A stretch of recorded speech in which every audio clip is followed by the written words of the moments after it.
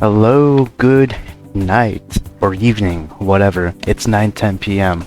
Anyways, it's me, Kasin Koral. We're back with Wani, and I, for this episode, want to check out one mod in particular.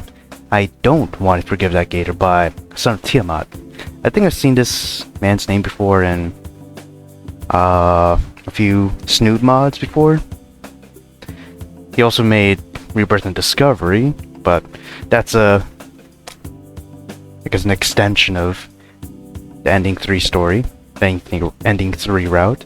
This one's gonna be Inco rejecting Olivia after the confession of messing with the results of the art contest. So, yeah. I disabled other mods so the performance would be optimized. I even disabled Snood Core Lib. I mean, it's Wani, so I don't think it really needs Snood, but we'll see how it goes. So, yeah. Last episode we did the mod Enter Gator, but that was in the Snood. That's in the actual Snood game. Application, update 10. Right. I'm dreaming. It's a lucid dream. The kind where you were partially conscious and aware that you're dreaming. Ooh. Oh. That is a very majestic bedroom. I really like this. And what I do like, I'm gonna say about the page, the workshop page for for this particular mod. It not only gives reasons, the music sources, but also the backgrounds. I kind of like that. Apparently it's Squall's room from Final Fantasy VIII. Or at least... Wait, is it? I don't know. I'm gonna just guess it's from... in random order. I don't know why I said this.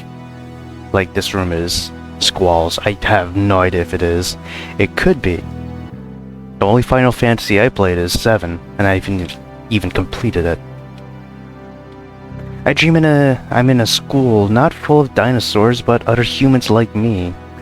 Only we're trained to become elite soldiers in a mercenary army. I guess that's Final Fantasy VIII. And I have a sword with a gun for a hilt. Hell yeah. The sword is conceptually kinda nonsensical. Okay, I admit it's completely retarded. And yet in spite of that, it still manages to be badass for some inexplicable reason. I mean, come on, a sword and a gun? Pokemon Sword and Shield would do well for a third installment of Gun, or Sword Shield, Gun Sword. Why? Because things don't always have to make logical sense in order to serve a narrative purpose. Like a society of anthropomorphic dinosaurs who fall in love with humans. My attention is drawn to a coffee maker. I don't remember when, but I had brewed coffee and I'm now drawn to its heavenly aroma. It's the stuff of dreams. A pour cup of joe, and a question arises. How do I take it? Black like my heart. Lots of cream, sugar. Or half and half. Personally, I would either take black or a lot of both. A lot of cream and sugar. I think for this one I'll just do lots of cream and sugar. That's what I feel like right now. That's the stuff. It's a super florist choice, but I know better than most that not all choices are super florist. Sometimes they can affect the future in ways you can't imagine, let alone comprehend until thorough self-examination has been done. As though made of liquid memories, the coffee reminds me why I'm here. A transient guest of this dream world. It's because of all the choices I've made. There's one I regret. Only in my case, it's not the choice itself I regret necessarily. It's why I made that choice. All too often, I've thought to myself, if only I had known then what I know know now. In this case, all I can think is, what if I had shown more backbone? Oh, you gotta love the music, man. I'm gonna take a peek, see what music's probably gonna be here. Okay, that's 8.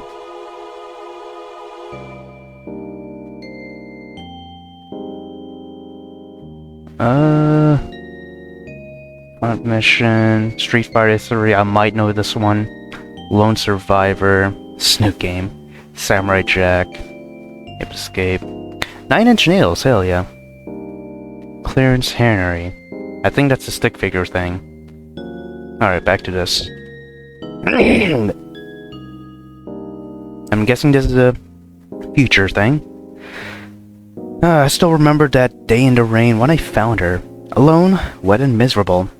Herself full of regret for the choice she had made. My heart had been overwhelmed by both petty and transcendent love. It had blinded me, I admit. Not completely, but enough to override what thought ought to have been righteous indignation on my part. Why had I not gotten angry? Even if I loved her, it still showed weakness of character that I let my love override my sense of righteousness. Another sip of coffee. And I remember that I'm here so that I may go back in time in order to choose differently. Wait, hold up. Are we actually in a scenario where Inco is just gonna use a time machine or something and go back, fix his choices? What's that? No, Colonel Campbell. I promise I'm not going to cause a time paradox. How do I know? Because I know that regardless of whatever I choose, however counterintuitive it may seem, every outcome will lead to me and Olivia continuing our mutual journey together. That's obviously the most important part of our shared destiny, which cannot be altered, though other events may change. It's just the reasons that will be different this time around. I just have to know. What if I had done more than let her fail? Because what failure was there in the mere threat of facing consequences only to never actually face them? She had gone off too easily. And though I want to resent her for it, I can only resent myself for not having been truer to her, to me. Only now I have a chance few are gifted with. To change the reasons themselves, for better or possibly worse. The reasons are everything. They are the essence behind energy. If I could forgive her again and sum up the reasons why in one word, what word would it be? I don't know, man. Also, I might wanna... Actually, the music volume's already up. Match the sound volume, I guess. Another sip of coffee, and I can see 5 possibilities come to me, each defined by its own word. Understanding. I know only too well I could never fully comprehend what it was like to deal with the difficulties she faced every day. But I knew she and I had other things in common. Maybe these could form a bridge to mutual understanding. Compromise. God knew she and I had our flaws. Maybe if we could have admitted more of our flaws to each other, we could have grown a stronger bond. Loneliness. Part of me didn't care about any reasons. I just didn't want to be apart from her. The thought alone was too soul-crushing. There was a dark side to me that had seen the kind of pull Ben wielded, and I wanted it for my own. After all this time, did I still want it? Agency. But, above all else, I knew what we both truly wanted was the freedom to define ourselves and live our lives unshackled from preconceived notions and prejudices. Downing the last of my coffee, I prepare myself to awaken in the body of my past self. Today is that fateful day. The day of the results. The art contests are announced. I feel the memories of this place slip away as I slide into the waking world. I won't remember this place, save for the aroma of the coffee. But, in my heart of hearts, I have already made my choice for how to deal with her when the time comes. The question after that is, what next will I choose? And why?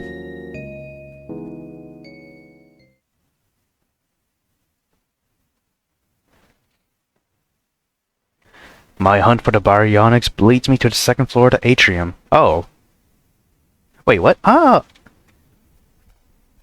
I guess we already went back in time. I thought we were gonna go back into time at this moment. But I guess not. It feels like there's a lead brick in the pit of my stomach.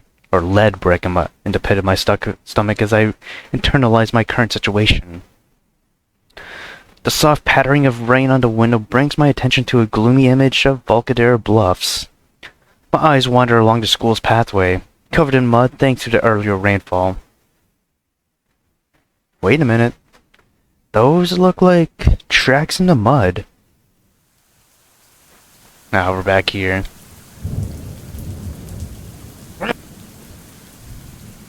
One hell of a fateful day. I burst through the main entrance doors and am met with countless droplets hitting my head. A dark overcast has rolled in. The forecast called for on and off rain during the day, but pretty gnarly clouds. It makes it look like an early dusk. Crap, what am I wasting time for? I follow the trail with urgency, fearing that the rain will wash away the trail. Looks like it goes down the whole pathway. I ignore my clothes, becoming progressively damp and the water collecting on my shades. Eventually, I round a curve that leads to the bridge and see a distressing sight at its end. There it is. This a lonely image that I used as a thumbnail for the 4th or 5th video, where I just put Richard Hammond in a wheelchair next to Olivia's abandoned wheelchair. That shit. I don't know why I thought of that. But I did have a Top Gear thing going on when I was making the thumbnails for the Wani series. A wheelchair, empty of its occupant, toppled on its side. A few new fears at me, or a few new fear oh Jesus, a new fear grips at me, born from the mental imagery provided by that sight. Those cruel thoughts push me up the steps faster than humanly possible, even as my rational mind tries to reassure me. Running across the deck, my breath is caught in my throat. When I reach the middle,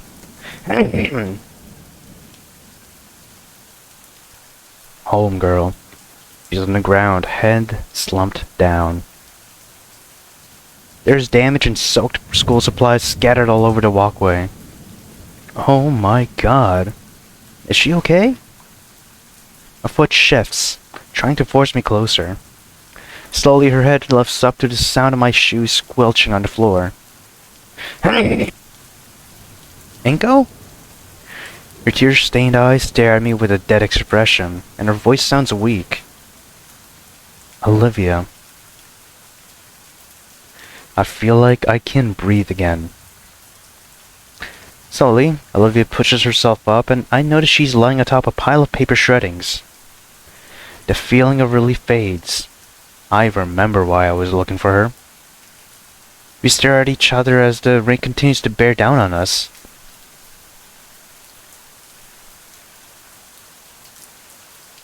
She sits there, letting herself grow more soaked from the rain. Can you talk? Her voice comes in a wheeze. No, not out in the open. I withdraw my compact umbrella from my backpack and unfurl it. It doesn't do much to dry Olivia, but at least she's not getting more soaked. The umbrella is placed between us and the elements against the ledge, forming a personal canopy above us. Here. Now we're alone. There's space next to Olivia to take a seat.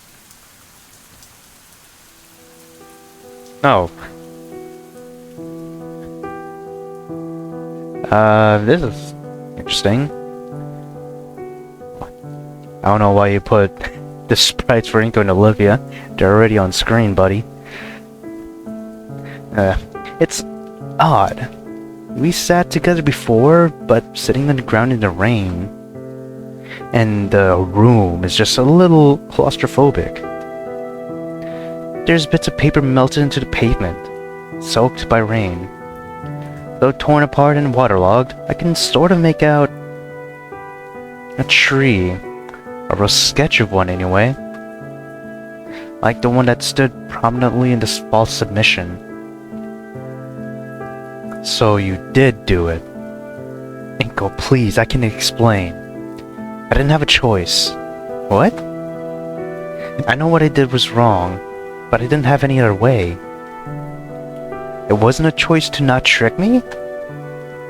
She avoids looking at me, focusing on the scraps of paper scattered about the floor like confetti. It wasn't to trick you, I get it, you're mad at me. No, I'm confused. I thought we were friends. I wasn't expecting it. Expecting you. She pauses to give her throat some respite. A reprieve. Her usual water bottle isn't anywhere nearby. A shaky breath escapes her mouth. When you came around, I thought you were no different than the others. That you were some self-centered, pretentious midwit who only cares about his image. That's when I got the idea of using you to swap out your art with mine. Using me? The declaration makes me feel hollow. You didn't seem like the kind of person who cared about how he gets attention from others, just that he gets it. Though her description makes me feel self-conscious and a little ashamed from how uncomfortably close to the truth I sense it is, I still feel a sudden bitter resentment. But that's not what I think of you now. It isn't. And against the one person I can trust. So when he went to bat for you, saying we'd make good friends, I was worried. What's so special about this guy? I honestly got scared he'd be wrong. That you'd be just like everyone else. And I'd be setting myself up for failure. But worse than that, Inco, I was afraid he'd be right, and I'd have to face what I'd done to myself. And now I've gone and done something like this. Switching my contest entry? She nods, swallowing hard. I wasn't thinking. You're damn right you weren't thinking, is what I want to say. I'm shocked at the rush of anger I fight to contain for her sake. Suddenly, everything was out of balance. Everything I'd created, all my work, my own little world was suddenly changing, and I had no control of it. I just had to do something. Gee, I guess I didn't know I was doing that. Sorry. She stops to process my words, hearing the bitterness in my voice and wincing. I didn't realize how sarcastic it came out until I saw her reaction. I knew I'd get caught, it's stupid. I was hoping for it even. Someone to figure out that it was swapped so it would be changed and everyone would be none the wiser. She turns to face me with silver eyes welled in tears. I'm sorry. Please, don't hate me. Just don't want to go back to being the person I used to be. The person who didn't care about hurting you. Torn between anger and sympathy for how regretful she sounds, I feel my insides bottom out. There's only one thing I can think to ask. How could you do this to me? It wasn't personal, I swear. I just wanted to see what people thought of my art without knowing I was the one who made it. Why? Isn't it obvious? It's always the same thing. Her voice takes a deeper pitch. Wow, you're so talented in spite of your condition. This time it's a higher, shriller tone. Got Olivia with the sparkly eyes too. Amazing! It's like you aren't disabled at all. The voice returns, this time weighed down with contempt. For all those kind words, it always comes back to those ingenuous platitudes. Never felt like they truly cared about me or my interests. It was always just blind praise because I'm doomed to never measure up to the same level of expectations. The worst was when I found out I couldn't even fail on my own. Even when I do something wrong, there's always someone to patronize me with phony praise. Nobody else has to live with the paranoia of never hearing the honest-to-God truth, be it positive or negative. I'm pitied by default for my inevitable circumstance. I hated that I felt forced to accept all the accommodations and sympathy from everyone around me. So, one day I just... She picks up the scraps of her torn art and let them fall. Stop trying. I'm never going to earn my way fair and square, or even be allowed to lose with grace and dignity. Nobody voices their true feelings around me because none of them have any agency. That's just how it is. I can't imagine living with that. That's only the tip of the iceberg. I could go on, but it's sweet of you to listen to me this much. I've already told all of this to Anakin until I'm blue in the face. I don't want to exhaust you, too. I'm sorry. I just had to. Even for once, you genuine praise that wasn't coming from a false sense of superiority. I had to know my art was real, that it could be something. That I could be real, not a mere demographic category. That I could actually succeed.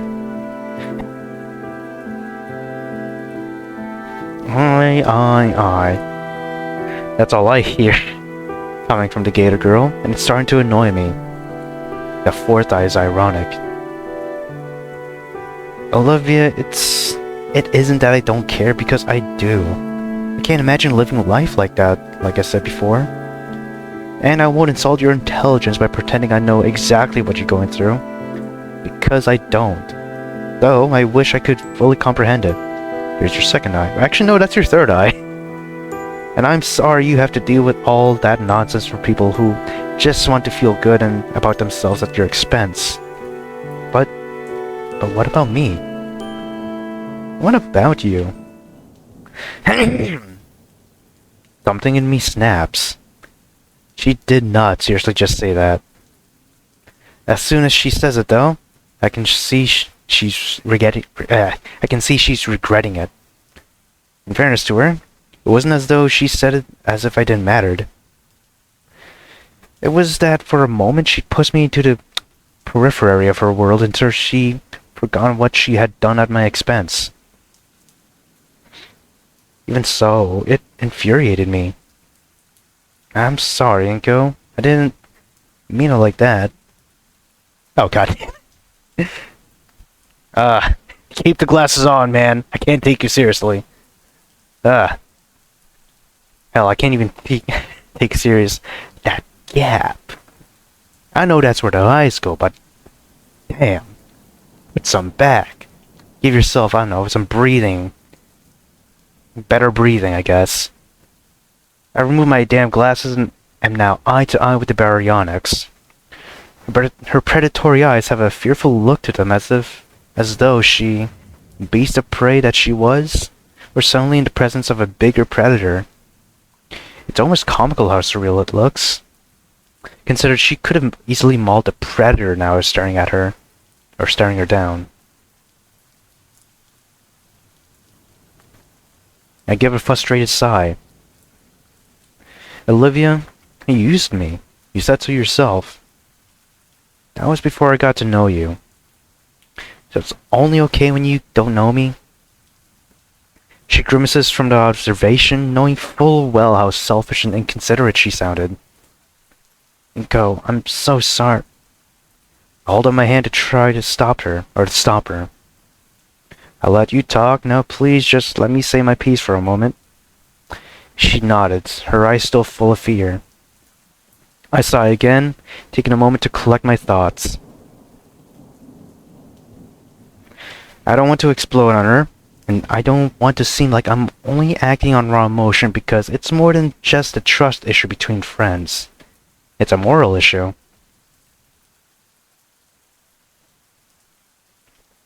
I mentally connect the right words to express my arguments as well as I can, knowing that I have to drive the point home. To the heart of it all, so she has no way to wiggle out of her responsibility. Good thing I'm doing so well in English this semester. I have to remember to thank Mr. Mugen, beatboxing English teacher, and tell him Inco-kun is doing him proud. Beatboxing, okay. Olivia.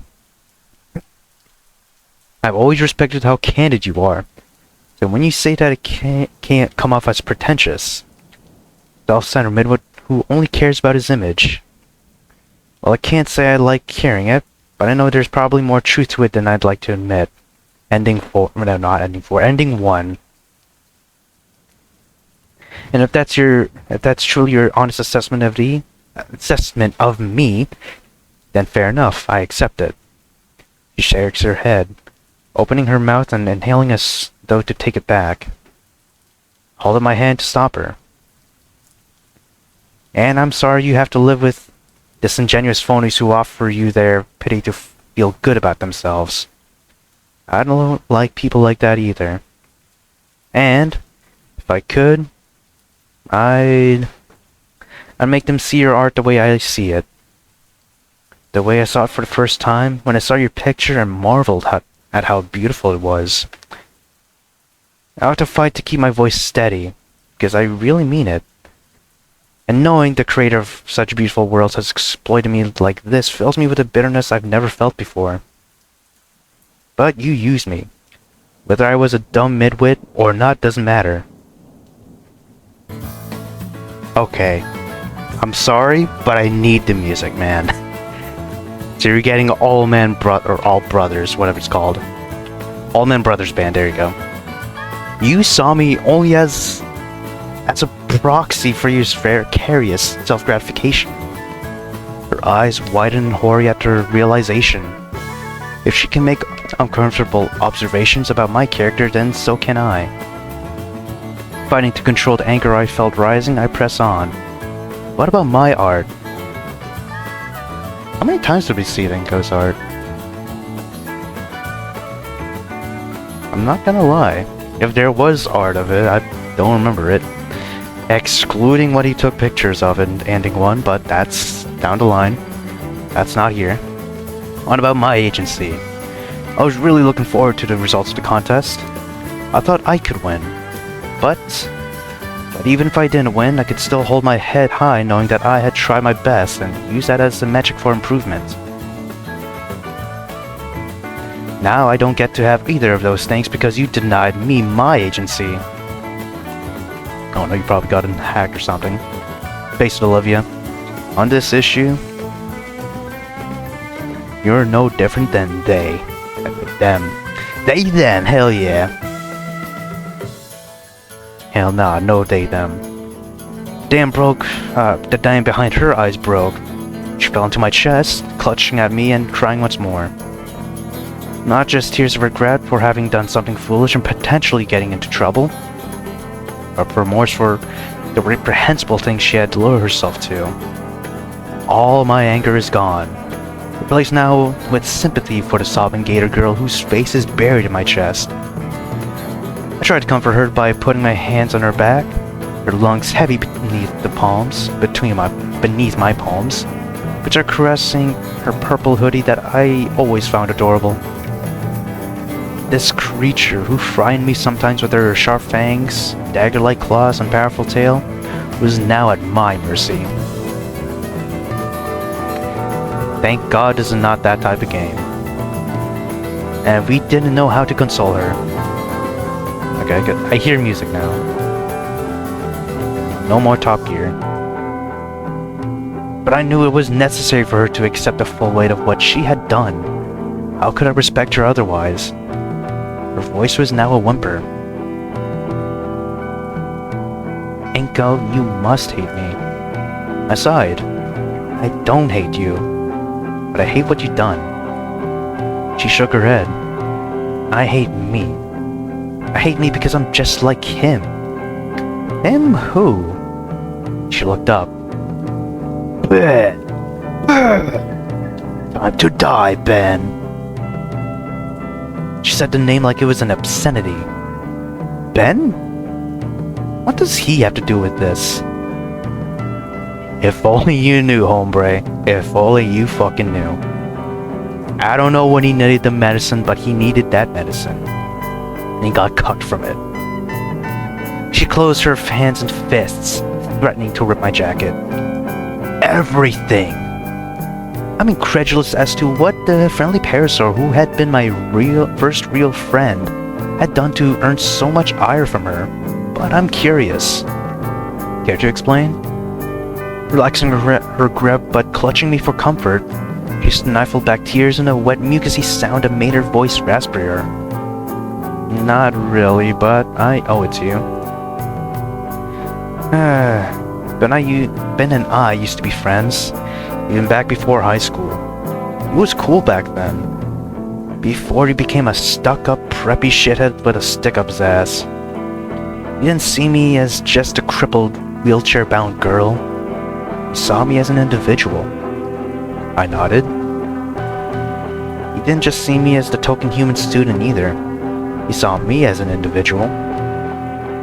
Yeah, he seemed cool at first. But he's as full of shit as the rest of them. Worse even. What did he do? In our freshman year, he was secretary to the student council. Supposed to him, it was a rung on the ladder to eventually become president of the student council. And I had drawn Dreamscape for the art contest. I was getting praise for it left and right. I felt good about myself for the first time since I was old enough to start feeling self-conscious. Art that I had worked so hard to improve at, that I had put my heart and soul into all summer, was being recognized for what it was. At least, that's what I thought. I later found out that Ben had written a glowing article about me in the student newspaper, talking about that differently abled yet talented poor girl in the wheelchair with a heart of gold and a soul too pure for this world, overcoming by determination alone. She had said the last part with disgust. Even I had to gag from the sudden taste of diabetes-inducing saturine in my mouth. Olivia smiles at my expense for a brief moment, then continues. Before I knew it, my piece wins by a landslide. I'm handed all this praise and notoriety that felt unearned. I felt sick to my stomach with guilt. But you didn't make Ben write that article, and it really is a beautiful piece. Do you perhaps? I'm glad for you for that. But to me, it's a constant ugly reminder that I'm practically fused to that fucking chair. Worse still is knowing that there could have been someone more deserving than I. That would haunt me. And it does. I hate Ben for it because he wrongs two people. You know what he told me?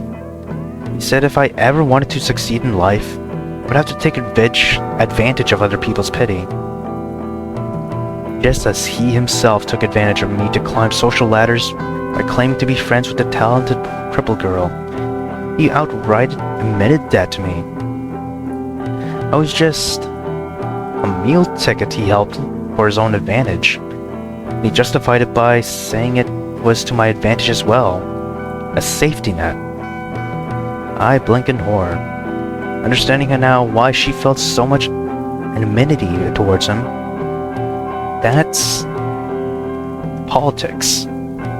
That's school politics. Hell, that's politics in general. The green-scaled girl looked up at me, indication in her eyes. I know what that says. They're one and the same, what I said. It is, isn't it? I swear, you're the only one who understands me. That's fucked up. I'm flattered to hear you say that, but I have to admit, I probably would have agreed with Ben, at least somewhat, earlier this year about taking advantage of your condition. In fact, I recall saying as much to you at lunch a few days ago. You were rightfully upset with me. And for that, I apologize. I doubt I could ever fully understand what you go through. Well, you at least made an attempt, which is more than I can say for everyone else. She leans in closer. You're better than them. I feel my face flush and the cold rain doesn't feel cool enough anymore. The Gator girl is blushing. Her dreamy eyes locked onto mine. She's getting closer. Coming to my senses, I gently grab her wrists and push her back just a little. She looks hurt and disappointed. I'm not better than they, and I'm not better than anyone else. Still, what can I do to make it up for you for taking advantage of you the way Ben took advantage of me? Well, that was a start at least. Still holding her wrists, I touch them together and hold them so that they're an equal distance apart from us. Olivia, if you want to make it up not just to me but to yourself, you have to go and tell the principal what you've done. No, Inco, please. Transformation was sudden enough to startle me. One moment she had been calm enough to stop crying and was uncomfortably close to me. Now she was wailing again, her voice panic-stricken. I just can't. Please don't make me. The anger, annoyance I had felt before was returning with compound interest. Why? Because it would be the end for me. It isn't just that I hacked the school's website. I forgot this shit was digital. Holy shit, I hacker manned my shit to the school's website and swapped your submission.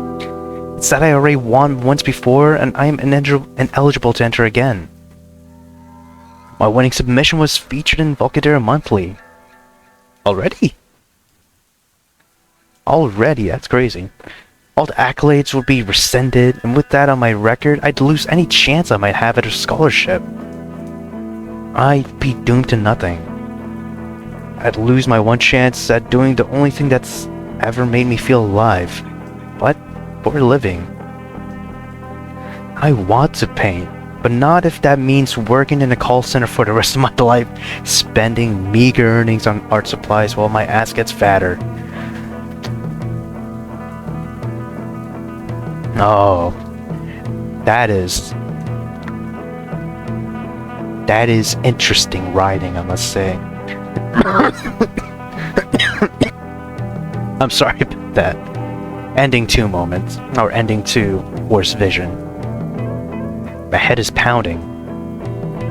I feel a mixture of anger and pity for the Gator girl, whom I'm now seeing as very foolish. Olivia, I'm sorry, but you really should have thought of that before you made the switch. I know. I wasn't thinking.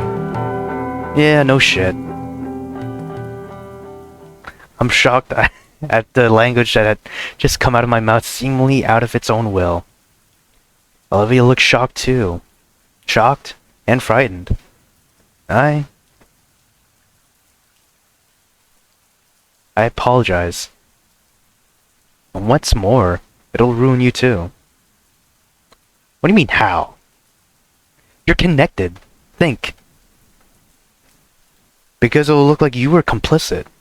Like you were working with me to commit fraud. I clutched my head in frustration, fighting off a wave of panic. There was that word again, echoing in my head like a death knell. Dooming my own prospects of being a big shot social media. Oh my fucking god. This mod is worthless now. No way. Get the fuck out of my sight. Social media influencer.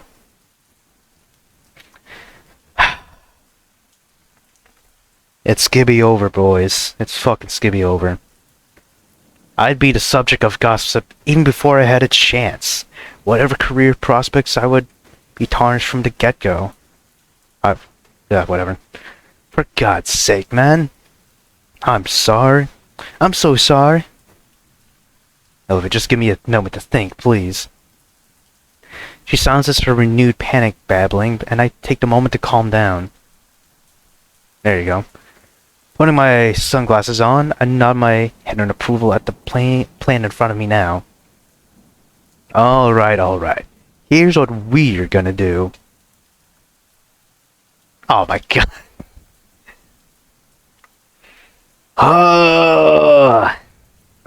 Pain. Pain. We're just retreading the story now. We're gonna forget this whole thing happened. I already told Ben that wasn't my submission. He's already informing the principal of the mishap, but as far as anyone else knows, he didn't have a hand in it, and neither did I. It'll look like some error, or some other culprit trying to mess with me. Or whoever the long neck girl was. Maybe she fucked up. We don't need to tell anyone. Did you forget Anakin? She breathed a sigh of relief. Thank you. I owe you one, but I don't know how to repay you. At least that prick Ben turned out to be useful for something. Even if all of this was really his fault in the first place. Okay. I found her accusation of Ben being the true culprit dubious at best. How is this his fault? She looked back up at me with defiant indignation as though I had dared to ask her such a thing. Because he made me this way. I was too spent to debate the matter. If anything, her wanting to offload her own guilt had made up my own mind to the other thing I was considering. But I wasn't sure if I wanted. I guess. Listen, as for owing me anything, forget about it. I'm tired and hungry. I'm cold, wet, and exhausted. You're bald as well. Hell, I don't even care, but okay. Don't make a fuss about this shit. If you don't care about the contest. I just want to forget this happened. I raise my head and lock eyes with her again. She's looking at me with fear and hope. And I want to forget you. Oh, nice. Olivia's eyes widened in horror. There was a low growl of thunder in the distance. What? If I'd known this was going to happen, I wouldn't have bothered trying to be your friend. I wouldn't have bothered taking you to Anakin's class or drawing doodles with you and Miss Prockling's. Almost read that shit as Miss Pyongyang.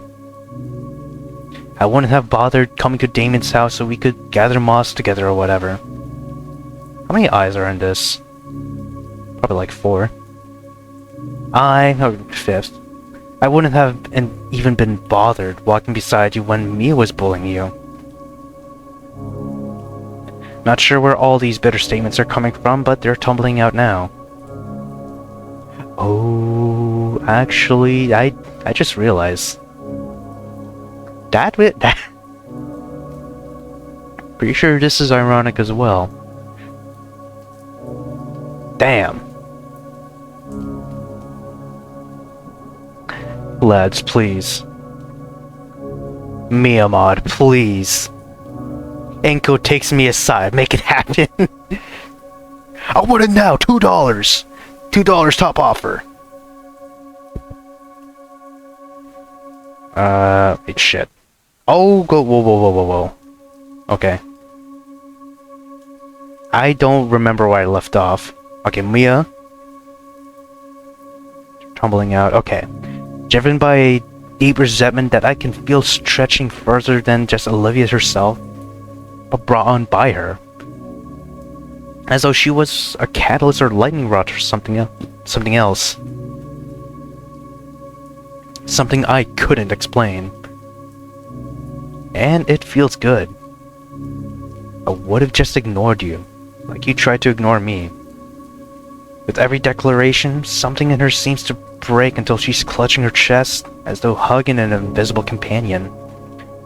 Her face, like her ripped art on the ground, seems to dissolve in the rain. No longer are her eyes full of fear or panic, there's only despair. Get Palpatine, please. He needs another Padawan or Acolyte at this moment, and Inco is fitting right into this. I can't help but feel bitter satisfaction at the sight. I shake my head, appalled by my own thoughts. Oh, now it's 50-50 now. There's a feeling of shame, and part of me wants to take back everything I've just said. And then I remembered an old saying, the kind you don't even remember where you heard it from. And for a penny, in for a pound. What the fuck does that mean? I've already made my decision. The least I can do is not act on it out of bitterness, but rational indifference. She begins convulsing slightly. Her mouth opens and she's dry heaving. It's as though there's no way for her to vocalize what she's feeling. The part of me that felt shame wants to comfort her, assure her I didn't mean it and that all is forgiven. But another part of me is tired to the point of growing numbness.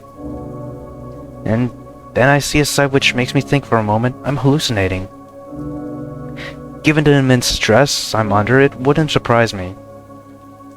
A rat crawled out of Olivia's hoodie pocket. Begins pawing at her like a very small puppy. Guts is back. I think that's the mouse's name. Seeing the rat, Olivia smiles. A forced-looking smile, but a smile nonetheless. She cradled the tiny creature lovingly. Noticing me, she smiled wider. This is Guts. Sometimes I bring him with me when I need him. Olivia? She's still clutching her rat protectively like he was a small piece of her. I'm going to go get your wheelchair. Then I'm going to take you back to school. After that, we're done. She hangs her head in a look of resignation.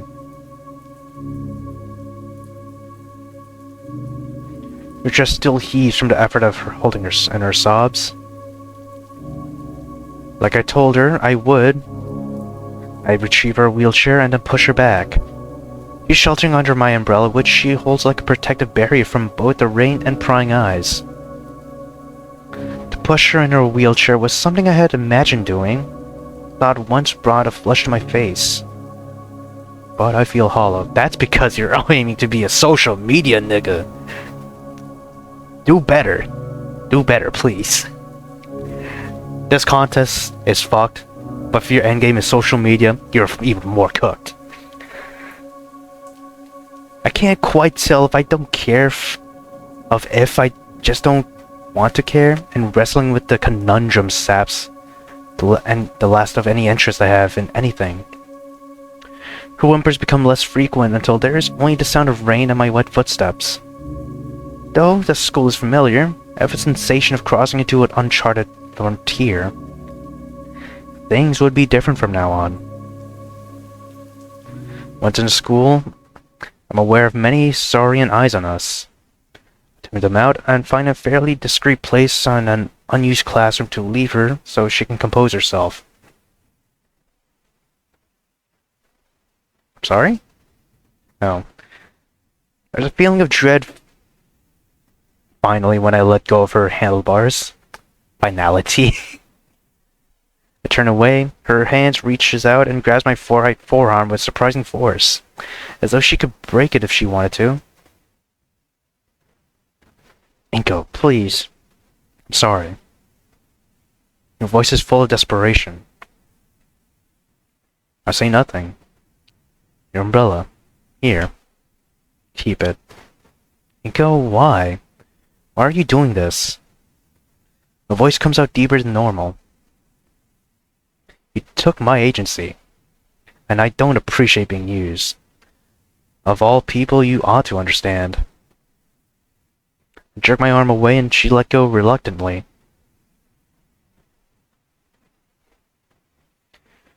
Her cries follow after me as I walk out the door. I can hear her say one final thing. Oh God, what have I done? Rational indifference, Inco. Rational indifference. Or in social media terms, Sigma. Or fucking stoic. You're not gonna have that, my guy. The rest of the day proceeded as normal. Only I went about all my actions with robotic detachment. Yo, okay, this shit's killing your soul. Just let it go for real. Don't be robotic. Don't be fucking, I don't know, stoic.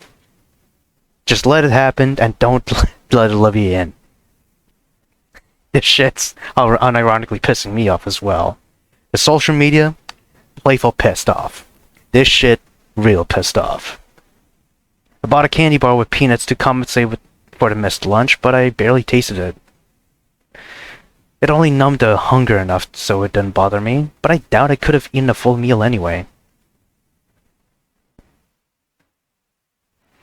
When the final bell of the day chimes, it comes as more of a relief than usual, even for a half day. I trudged down the hall, still with the same robotic movements, and then a dread voice broke me out of my trance. Hey, Skinny! Oh my God, you fucking said it. My heart sinks. I must remain stoic and continue at the same pace as before. What do you want, Mia? To be honest, I was looking to bust your balls a little, but it looks like someone's already gone and done that for me. So much for Stoke's facade, as she could tell I was in a bad mood. Sorry to disappoint you. So what's bothering you? What do you care? I don't, but I'm bored. I mimic her accent. Aware that I'm foolishly risking a reprisal of some kind, like a punch in the mouth, but too frustrated to care. Well, too bad, cause I ain't saying nothing. You also ain't riding nut in your girlfriend's luxury personal elevator today neither. I can't contain my side of frustration. She's not my girlfriend. Blurt it out before I can think better of it. Sorry. I should have known old Coconut that's keeping Koral in the friend zone. I went at the cruel appellation. Sorry again. Was it friend zone or Coconut? A crocunt. Crocunt. Damn. She's not my friend. So that's what's bothering you. Should have guessed. You two have been following each other around like lovestick puppies for the past weeks. Now today you ain't. I shrug at a feeble attempt at indifference. It is what it is. What it is. She's got one less rattle in her crib. I guess. I'm guessing maybe you got tired of her self-pity shtick. Always with the woe is me, nobody understands cause I'm a cripple and idiot savant. Help me out, Skinny. Am I close enough without going over the mark? To be perfectly honest with you, Mia, look the vicious parasaur in her eyes. That pretty much sums it up. He just got an ally. That's the way Ben describes it too. He writes one little article about her forever ago, and so she decides to hold a grudge for the rest of her miserable life. Going behind her back and writing that though. Should have manned up first and just ask. Or, think about this. Be stoic. I think Olivia should have been stoic. Think about that. So she actually told you. Yeah. Saves me the trouble of explaining. Well, even if you're right, she should get over it already. My Benny Boo practically lives in her head rent-free. You're not wrong. You are not wrong about that. That's why she's always doing some passive-aggressive shit to him. Gee, poor Benny Boo. I ran out of things to say, but that doesn't stop Mia from walking beside me. Oh my god. I feel an aching guilt for saying those things about Olivia, but I struggle to not feel it. All I want is her out of my life. Hey, Inco, let me ask you something. Why do some skinnies like you go for us dino girls? You think we're sexier or something? Yes. Yes. Oh, fuck. Yes. I can tell you how other humans feel. I tend to judge by character alone. So what you're saying is her character no longer passes muster in your book? It surprised me how much it hurt to hear her of all people say that. But that was essentially the truth of the matter. Boy, you really wound up about your breakup, aren't you? Stop acting like you can read me. My nigga in Christ, she literally did that 3 times. Mia steps in front of me and I stopped in my tracks. Let me explain something to you, Skinny. May got book smarts, not really, but I got more street smarts than you, possibly. And I can read you like an open book. I sigh in frustration. Just how were bullies like her so goddamn good at that? Mind games. Mind games.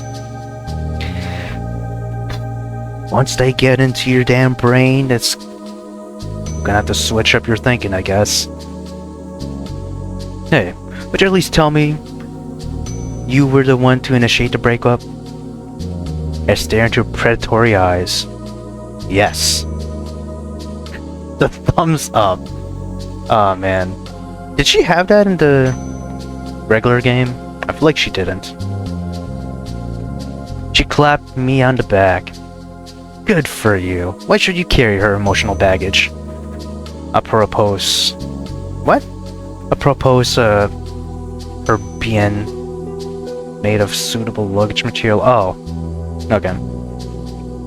Shrug and resume my walk. She walks beside me, but she's not saying anything this time.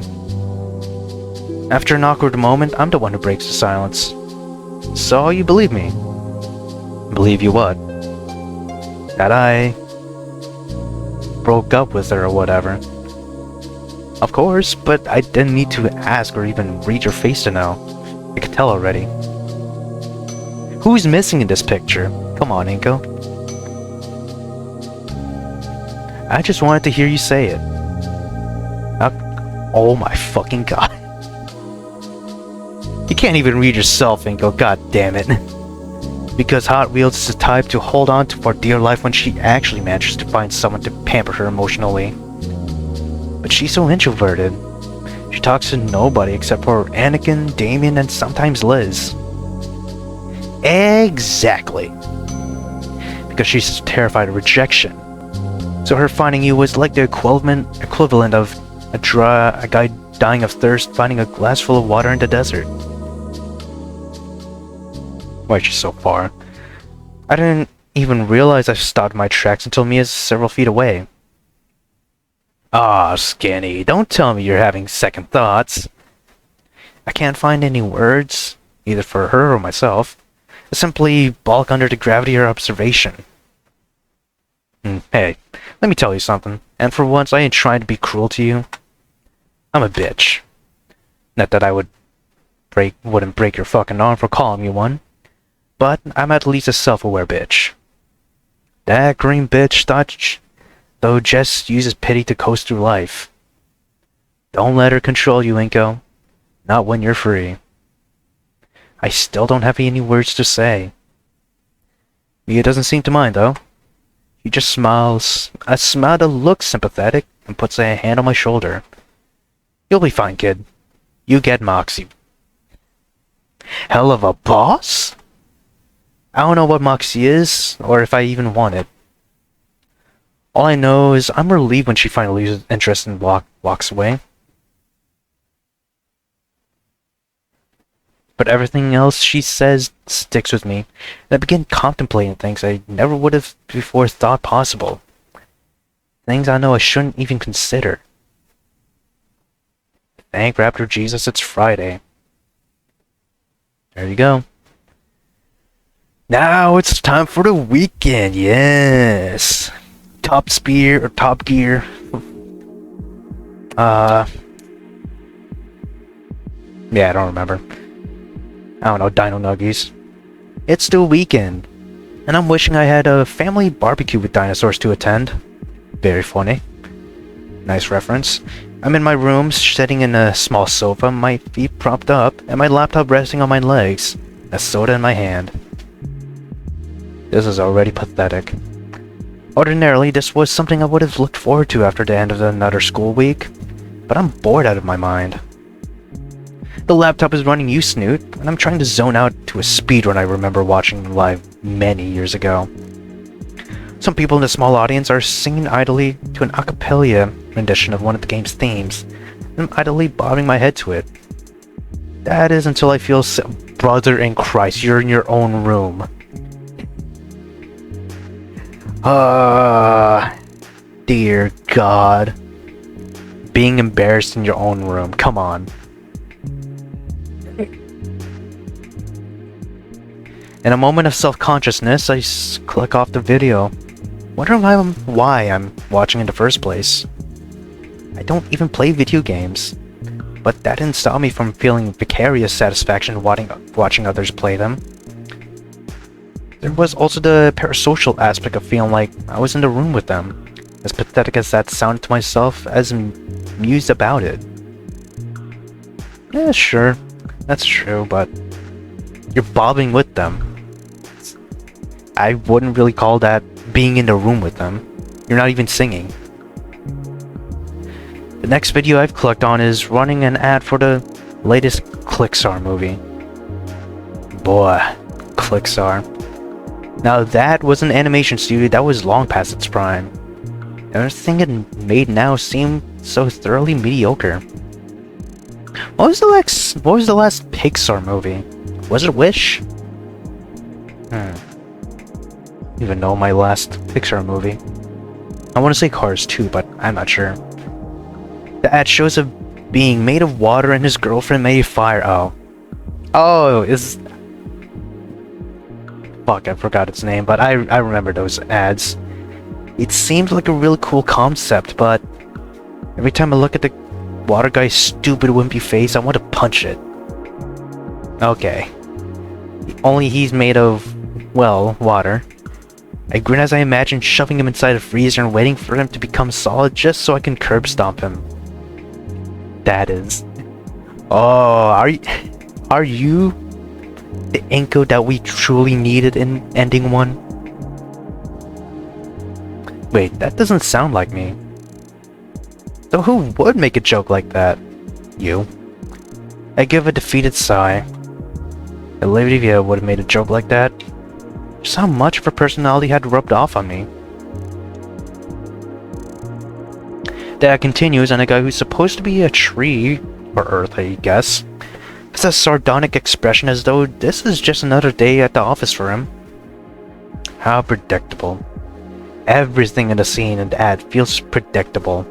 Right down to the comedy pause right before the obligatory hilarious derailing one-liner. Fuck my life. I think I just lost brain cells watching that. This doesn't feel familiar. Huh. When did I start saying fuck my life? Oh. It was an expression I'd heard Olivia use once. My notification bell turns red and I click on it. Relieved to have a new video to watch.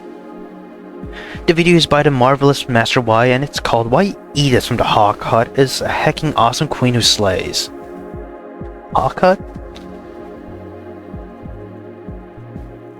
My heart sinks from the title of the video. I was hoping for something a little more stimulating. Couldn't even remember the last time I watched that show. Already, the comment section is populated with the usual uninspired and insipid drivel. Not gonna lie, this unironically slaps. I literally love Edith. She's so sweet and wholesome. 2 seconds and only 1 view, bro fell off. In disgust, I kill myself. You were just poisoning yourself, my guy. You are poisoning yourself.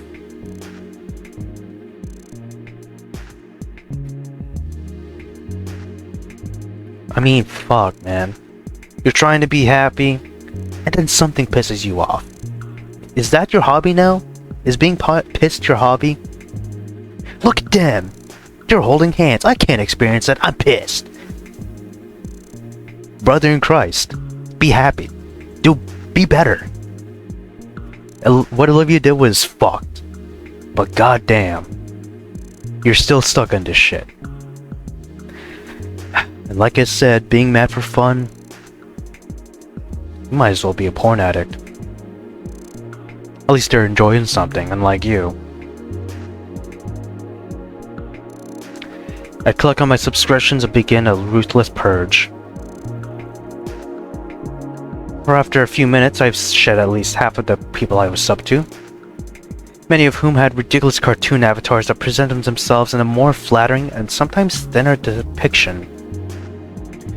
Why did I ever look up to these people, and when did I begin to notice how vapid and banal most of them were?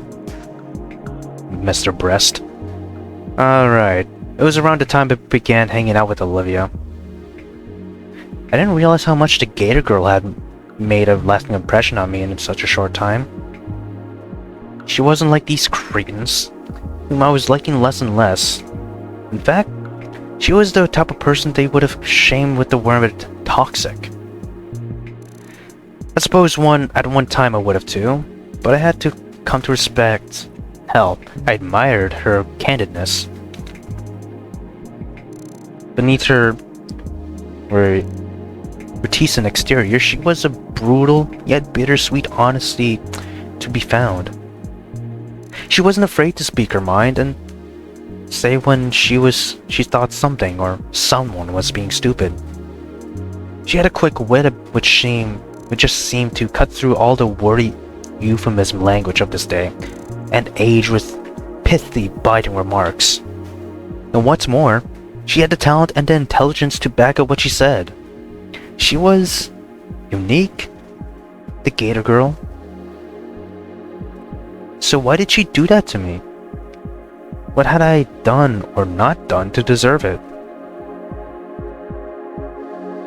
With a sigh of despair, I closed the laptop, set aside the half-drunk can of soda, and stand up.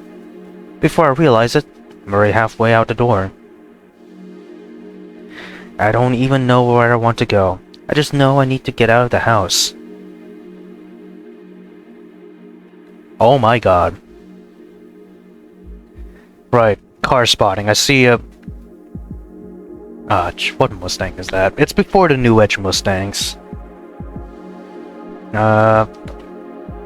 Is that a Chrysler... Intrepid? Is that what they call it?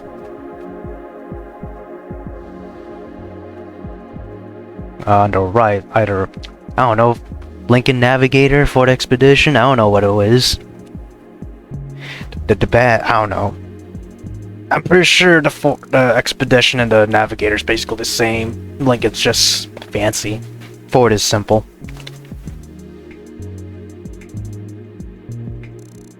I don't know what type of Chevy pickup that is, but it's a Chevy. The middle car looks like a Mitsubishi. I don't know. I'm just gonna say Galant. Maybe even the Poor Lancer.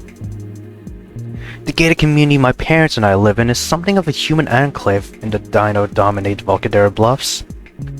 Not a scale, feather, wing, or horn in sight.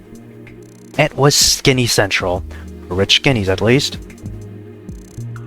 I hadn't been to Skin Row where lower class humans lived, and I've been told to avoid that place like the plague. It's a pleasant evening. And some people are out and about, either jogging, bicycling, or even sitting on their front lawns. But none of my human neighbors are as gregarious as my dinosaur peers at Saint Habit or Demon's family, the Pains. We, just all tended to keep to ourselves. And as I walked through the neighborhood, hands stuffed in my pockets, lost in thought, I half hope that any of my neighbors will engage me in conversation, and am half relieved when they don't. All I want is to follow whatever my feet lead me and hope my thoughts will clear themselves. At the very least, I want to walk until I'm too tired to care or think about anything. While passing by one house, I noticed our dog lying on the grass. She's a German Shepherd and is panting lightly from the residual heat of what had been a warm fall afternoon, which itself had been a small mercy between all the rain. She notices my presence and begins to trot towards me. I smile at first because I like dogs and interacting with them was easy. But I'm surprised when her demeanor changes as she approaches, as though noticing something about me she doesn't like. She bares her fangs in a growl, and I stand there wondering if I had inadvertently done something to provoke her. You know, some people say that the dogs can see your soul or something, or at least your pets. If they hiss, bark, make noise about someone, maybe that person has a darker side, a much sinister side than what's being let on. Everyone has a dark side, but maybe it's more sinister for that particular person. A brief joy is replaced by annoyance and a feeling of resignation. Normally, I would have backed away carefully, but I'm too bitter inside to do anything but stare her down. Well, if you're going to bite me, then bite me. The owners would have a hell of a problem with the HOA though. And probably my parents if they decide to sue.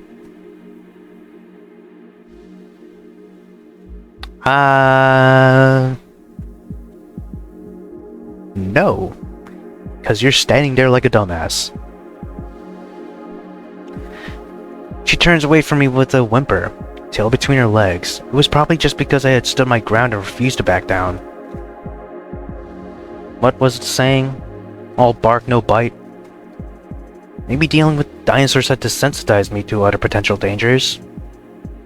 All I know is I feel lonelier than before when the creatures slink away.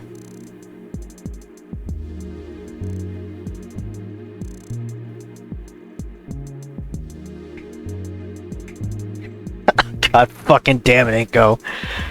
I thought you were gonna do something for this day, but no, you just went to a house or to someone's front yard, stared down a dog and a fucked off back.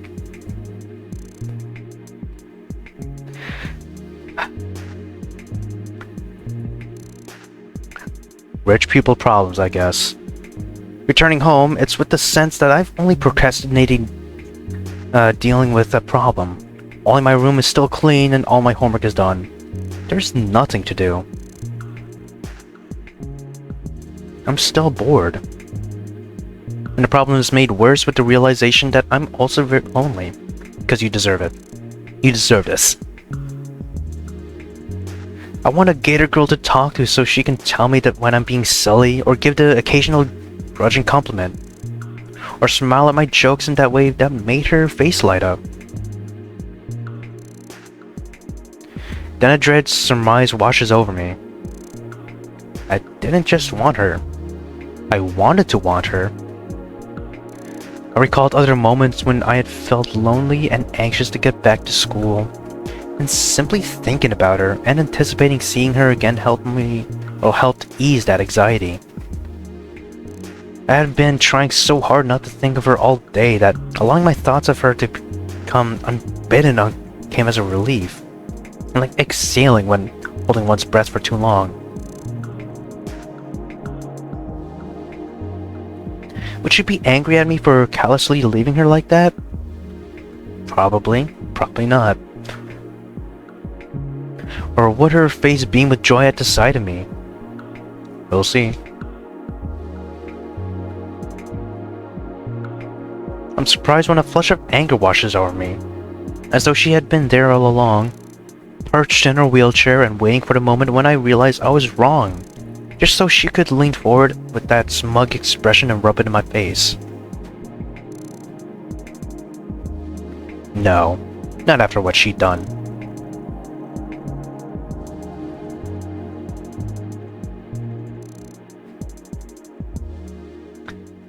And I recall how hurt she looked in the rain. Oh my god, and you capitulated in like 2 seconds.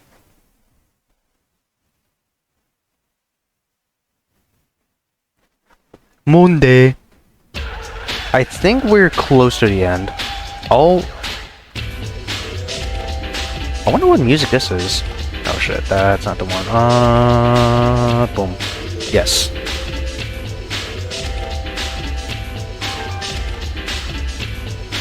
I'm gonna guess Street Fighter. First period, physical education or PE. Yes. I would have never guessed that I would look forward to PE. And yet there I was, adorned in school gym clothes and actually happy to be belted up by Coach Solly. You haven't really seen Inco that much in gym clothes. Who I knew by now only barked at us because how enthusiastic he was to see his cadets progress in their basic training. Listen up, sweethearts. This is basketball time. My sacred gym floor can bounce the ball back, but if God wanted it to bounce back into your hand, He'd have miracled some basic hand-eye coordination to your heads. Now let's get started with warm-up drills. He blew his whistle furiously, and we started with basic dribbling exercises. Exercise. We alternated dribbling with our right hand, then our left, and then back and forth. I was getting into it when I had a sudden thought. Okay, yes. Next period was AP Art. Advanced Placement Art. She would be there. In my momentary lapse of concentration, the ball slipped past my fingers on the balance upward, and I managed to catch it with both hands before it could get away from me. Come on, Shades, focus, boy. Yes, sir. I renewed my efforts and was able to guide the ball without any further attempts by it to escape. Solly blew his damn whistle again. Alright, sweethearts. Any numbnuts can play solitaire with a ball, but basketball is a team sport. Now pair up and practice passing drills. Damien ran up to me, pink frills extended in his excitement. This scene come up to me eagerly filled me with a sorely missed feeling of camaraderie. Began passing drills, alternating from direct passes to bouncing passes. You have a good weekend, Inky? Not really, if I'm being honest. I want to know what he did on Sunday. If he just walked for like 2 minutes again, I probably would have shot up your neighborhood. Sorry to hear that. What did you do? Nothing? One of those weekends, huh? Yeah, I didn't do anything either. Except play video games with Vinny. At least you have a brother to play games with. I'm surprised at the touch of bitterness in my voice. Damon doesn't seem to notice it though, or maybe he's ignoring it. Oh yeah, I forget you're an only child. Yeah. Hey, sometimes I wish I was an only child. Although, don't tell my folks that. I got the feeling he only said that to make me feel better. I segued the convo back to something more pleasant. I'm just glad to be back at school, where it's less boring. Right? Never a dull moment around here. Alright, Cupcakes. Why's Cupcakes missing an E? There's no I in team, just as there's no player class called me. And no team is complete without a mission, which is to beat the other team mercilessly. Because we're scrambling the usual teams today, you will now face up against your comrades who will show you no mercy. Shoot. Looks like we gotta play against each other. Hey, don't think I'm gonna go easy on you just because we're buddies, Inky. Of course not. I'd be offended if you did, and Solly'd be pissed. Ooh! Did she have that? I think the only times we've seen Mia in the gym was when she was blacked out, a blacked out sprite. But I kinda like this. We went to our respective sides and took places with our teams. Mia stood next to me. You feeling any better, Skinny? I shrugged. Yeah, I guess so. Not still thinking about her? Why would I? Good. Now don't slow me down out here. 20 minutes later, and I was more exhausted than I had been since my first week. It was all I could do to keep up with Mia, who didn't seem to lose any stamina. She seemed to be relying on me more than our other teammates to pass her the ball, but she would lose with deft fingers and elegant jump shots. Her body moving backwards gracefully as she flicked the ball with her right hand in the opposite direction, pigtails trailing after. She had managed to score 5 3-point shots, and in the last minute, to my surprise, she had passed the ball to me. I thought we had needed to score any more points, as we were up by 12, but I took the shot anyway. Lost in the heat of the game, my mind thinking of nothing else. To my surprise and elation, the ball managed to go in, caught by the net with and putting us up by another 3 points. A voice from our team called out, "Alright, that's cool. Where were maggots? Now hit the showers." Solly shot me the biggest grin I had seen from him yet. I stood there panting heavily. Oh my god. She is not stained and yet you are.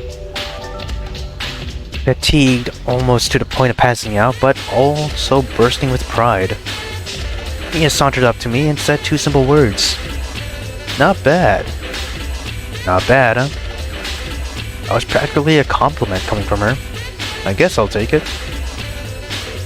I set off for the boys' locker room and Damon falls in step with me, or beside me. Wow, you kicked my ass, Inky. Well, Mia did most of the work. Nah, that was all you.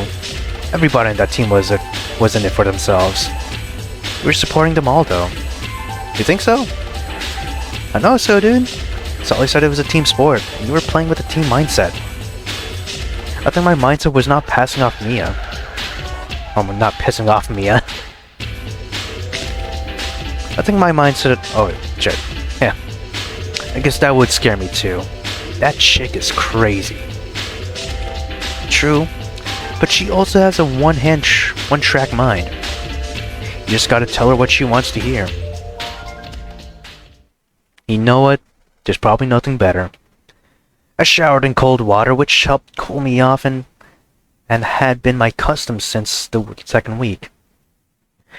My cold-blooded classmates thought I was crazy as they preferred to bask their scales in steaming hot water. I found the cold reinvigorating. Once showered, no longer felt fatigued. Damon and I waved each other off. See you at lunch. You gotta know, Inco, please. I set off, my feet carrying me with accustomed movements to my next class, which I remember was AP Art. My step slows. How depressing.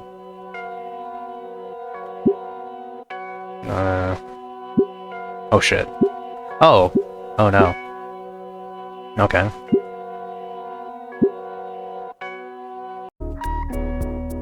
I entered the class and she's already there at her accustomed spot. She practically loomed like a monolith in my periphery, her signature purple hoodie dominating my sight even without looking directly at her. I take my seat next to her and focus on the teacher's desk in front of me.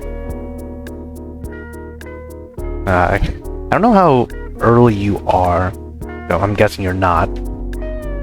Now, maybe you're even late. But maybe after class, ask for a seat change? Possibly? I take my seat next to her and focus on the teacher's desk in front of me. Damn, Olivia's face, I'm sorry. I can hear her from breathing. Would she try and ignore me like I had said I would ignore her? The thought alone creates an almost unbearable tension until finally she breaks the silence between us. Hi, Inco.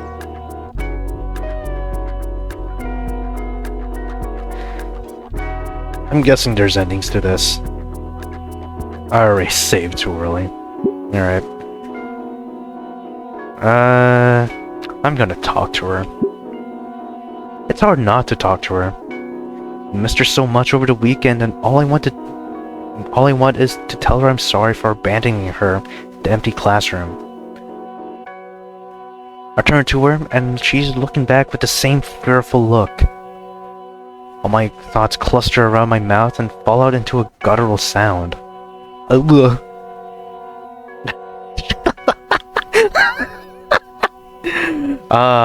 Her blushing makes it even more hilarious. Olivia's eyes widen as if I had said something profound. The sight makes me laugh. Her face scrunches up in hurt, and she pulls her hoodie over her head. Aw.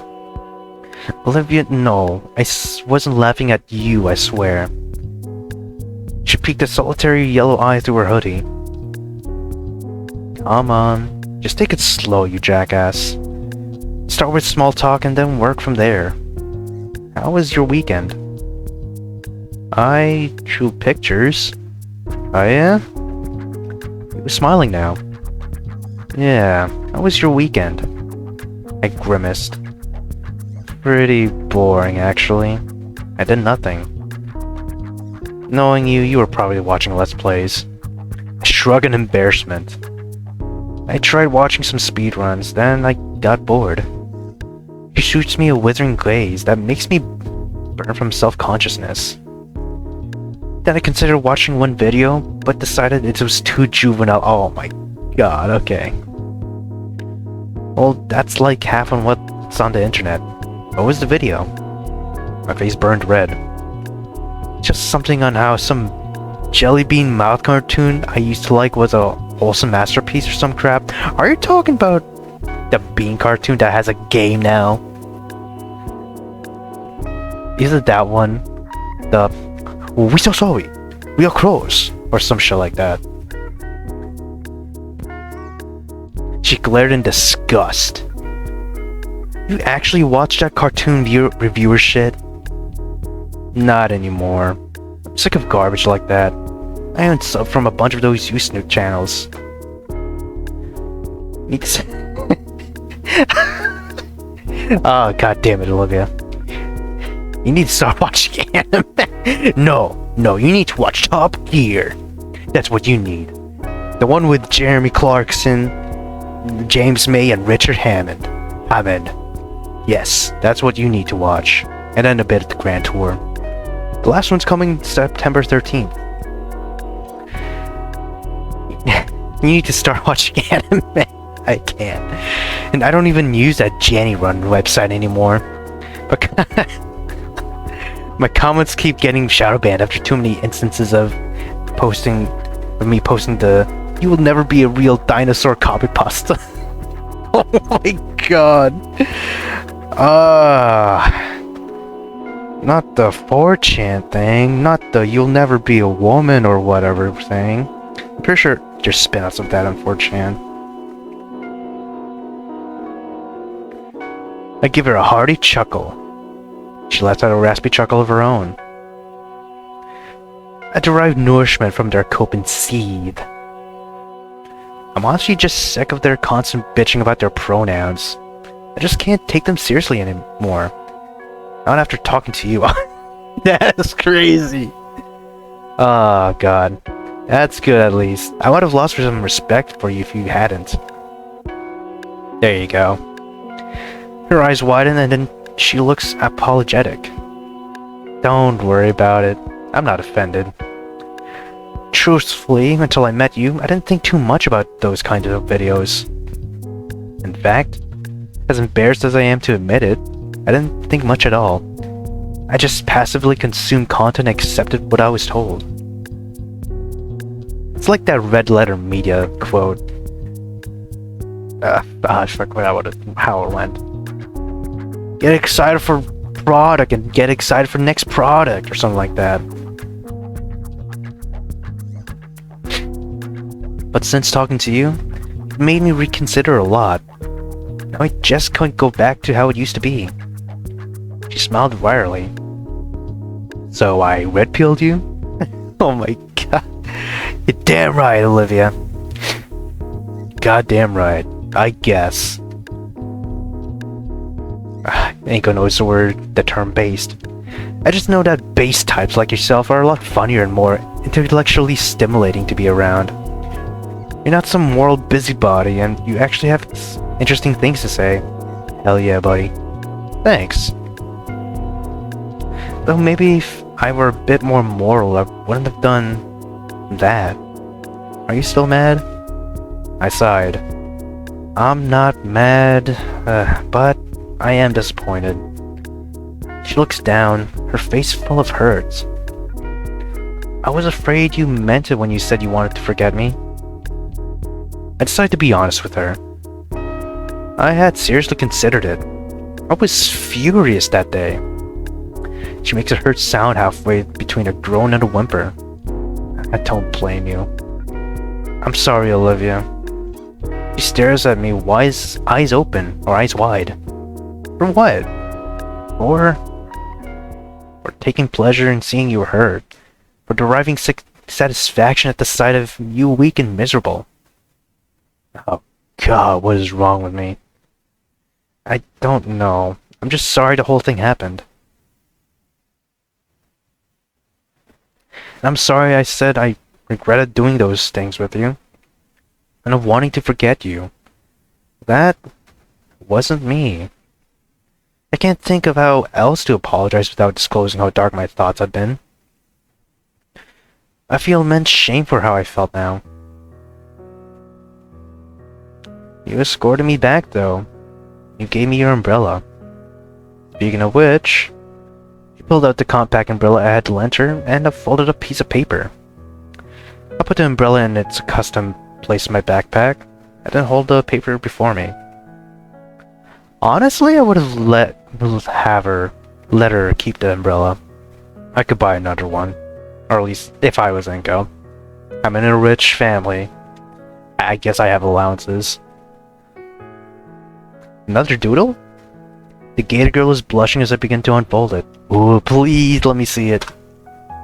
It's my way of saying thanks. Not just for the umbrella, but for making me realize just how much of a selfish asshole I was being. I know it's not much. Her last words made me think of a love song my parents listened to sometimes. I wondered if Olivia was thinking of the same song, or if it was just coincidence. I finished unfolding it, noticing that Olivia is blushing harder now. When I look, I can't help but laugh, though not at it, but because of it. It was a very flattering depiction of yours truly, after all. I'm drawn like some kind of superhero from one of her animes. A monster lays defeated behind me. My umbrella is strapped to my shoulder to shield me from the rain. Is that a scene that I don't know? Probably. And I'm holding her in my arms. I turn to Olivia, umbrella back in my hand, and grin at her. She's smiling back and still blushing furiously. Pop open the umbrella and she smiles wider. Mr. Neo, what do you think you're doing? Olivia and I unfreeze. Mr. Anakin Skywalker walked over, a stern expression on his face. I stammer out an apology, though I'm not sure for what, if anything. If I had done anything wrong. I'm sorry, Mr. Anakin, sir. As well you should be. He took the umbrella and collapsed it. Do you have any idea how much bad luck you just brought down on this class? Not sure if he was serious or pulling my leg. continued to gawk in exasperation. He handed the umbrella back, and his eyes caught Olivia's picture. Picking it up and examining it, he smiled warmly. He handed it back and beamed at the both of us. I'm glad you two were able to work out whatever little problem you had last week. Something about the way he said it made me think he knew what the problem was. He leaned over us. You're very lucky, Mr. Nito. You too, Olivia. I'd like to talk to you both after school. We have something important to discuss.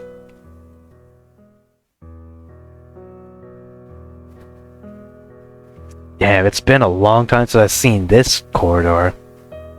Well, not that long, I did see it. In the Turnabout Gator mod.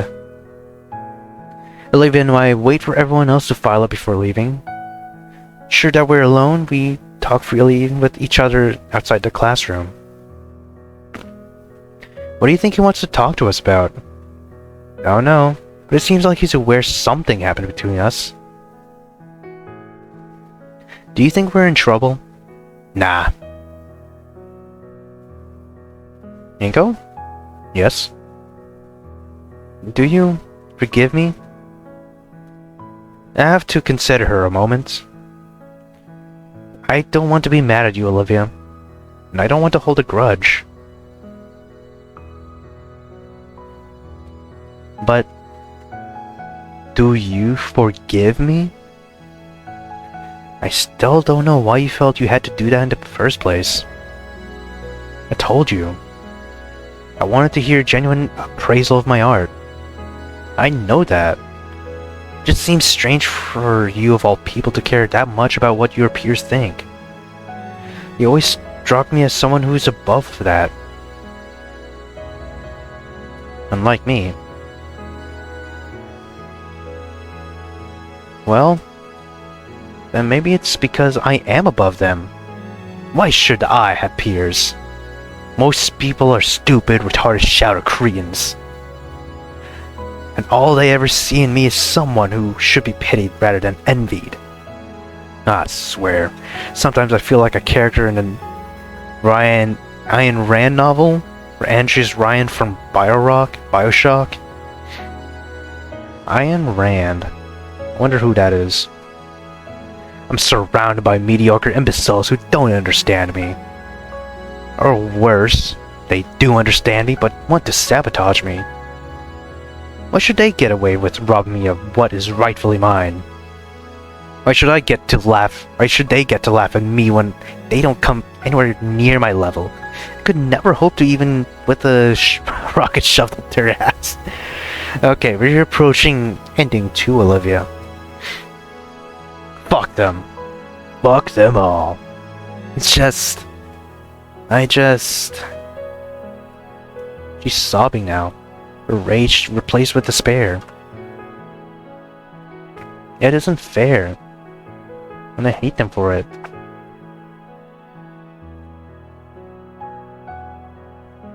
You say you hate them, but you still want their approval. Olivia, you can't control what other people think of you. Believe me, I know.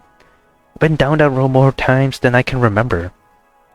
Always living in constant paranoia of what people say about you behind your back.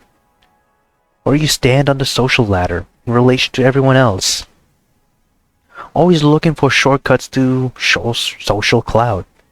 Whether it's a designer jacket or designer shades.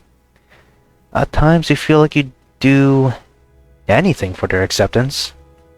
When you don't get it, it leaves you feeling empty and alone. I'm telling you now, Olivia, it's not worth it. Let it go. The Gator girl gazes up at me, regretful eyes swimming with tears, face pleading. She reaches for me. There you go.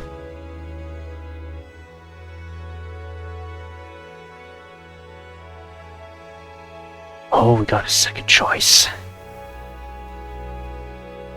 Cock.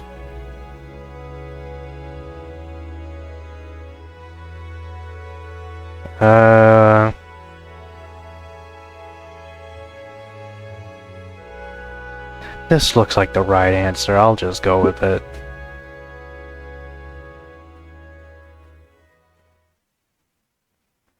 Ending 1A, understanding? Oh. Okay. Well, that was a quick ending. How about nothing?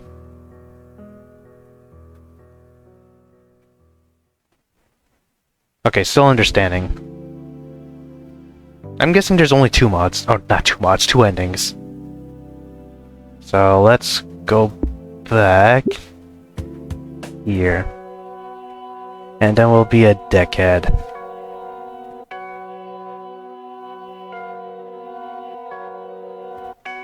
I'm not ready for this shit, dude. But let's go. Pretend not to have heard her. Turns out it wasn't as difficult as I had feared. All I had to do was focus on her betrayal. Not to mention mind-boggling stupidity. She was beneath my notice for now. Homeboy literally focused on his dark side energy.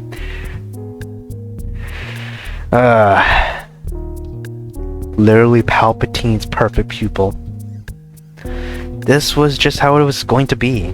Going to have to be. Out of the corner of my eye, I could just barely see her expression melt. I couldn't help but get bitter satisfaction out of it. I focused on the lesson, and it seemed that Anakin was paying more attention to myself and Olivia while trying not to show it. With any luck, he wouldn't ask if there was an issue between us, though I suppose that sooner or later he would. The thought makes me roll my eyes in annoyance and worry. I'm grateful that I wear prescription sunglasses prescription sunglasses indoors. I should know, whatever. I don't have them, but Inco had them for like 10 million years. When class was finished, I quickly stuffed my things into my backpack, hoping my haste would be enough of a telegraph for Olivia to leave me the hell alone. I think I hear her make a noise as though she's attempting to say something.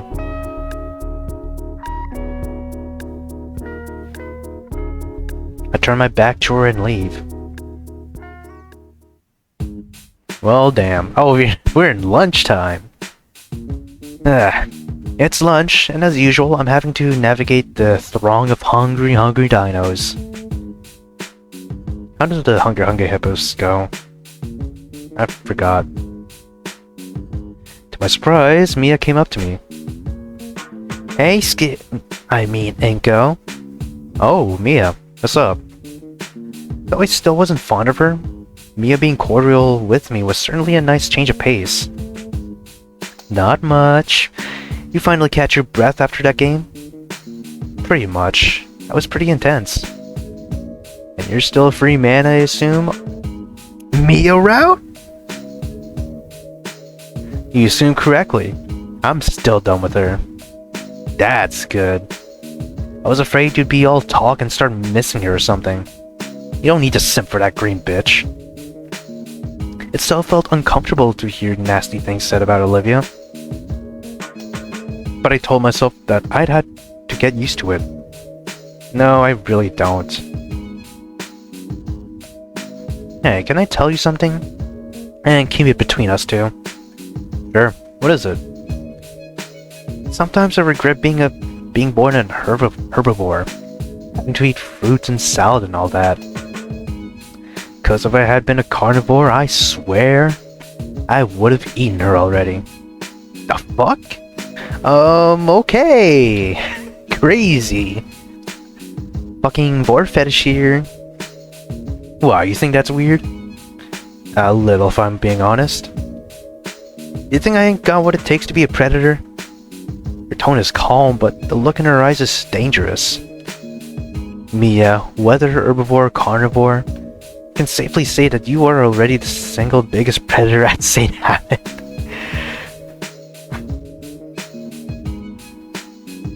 I wonder what Chris... Fuck, I forgot his name. Have a seat. The guy that says have a seat.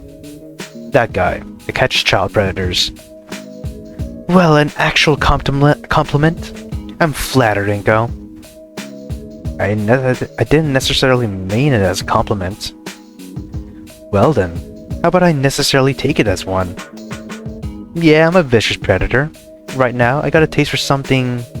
green. So, a salad? Yeah, a salad garnished with Baryonyx's tail. This is getting too weird for me. Well, if you excuse me, the omnivore line beckons. Lucky. See you around, Inco. And remember, you're free. I grab my lunch and extricate myself from the froth of tails and scales. Just what the hell was that about anyway?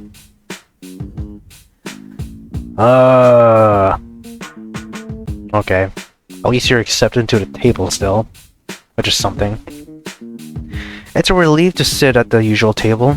Or at least it would be without her sulking in her usual spot.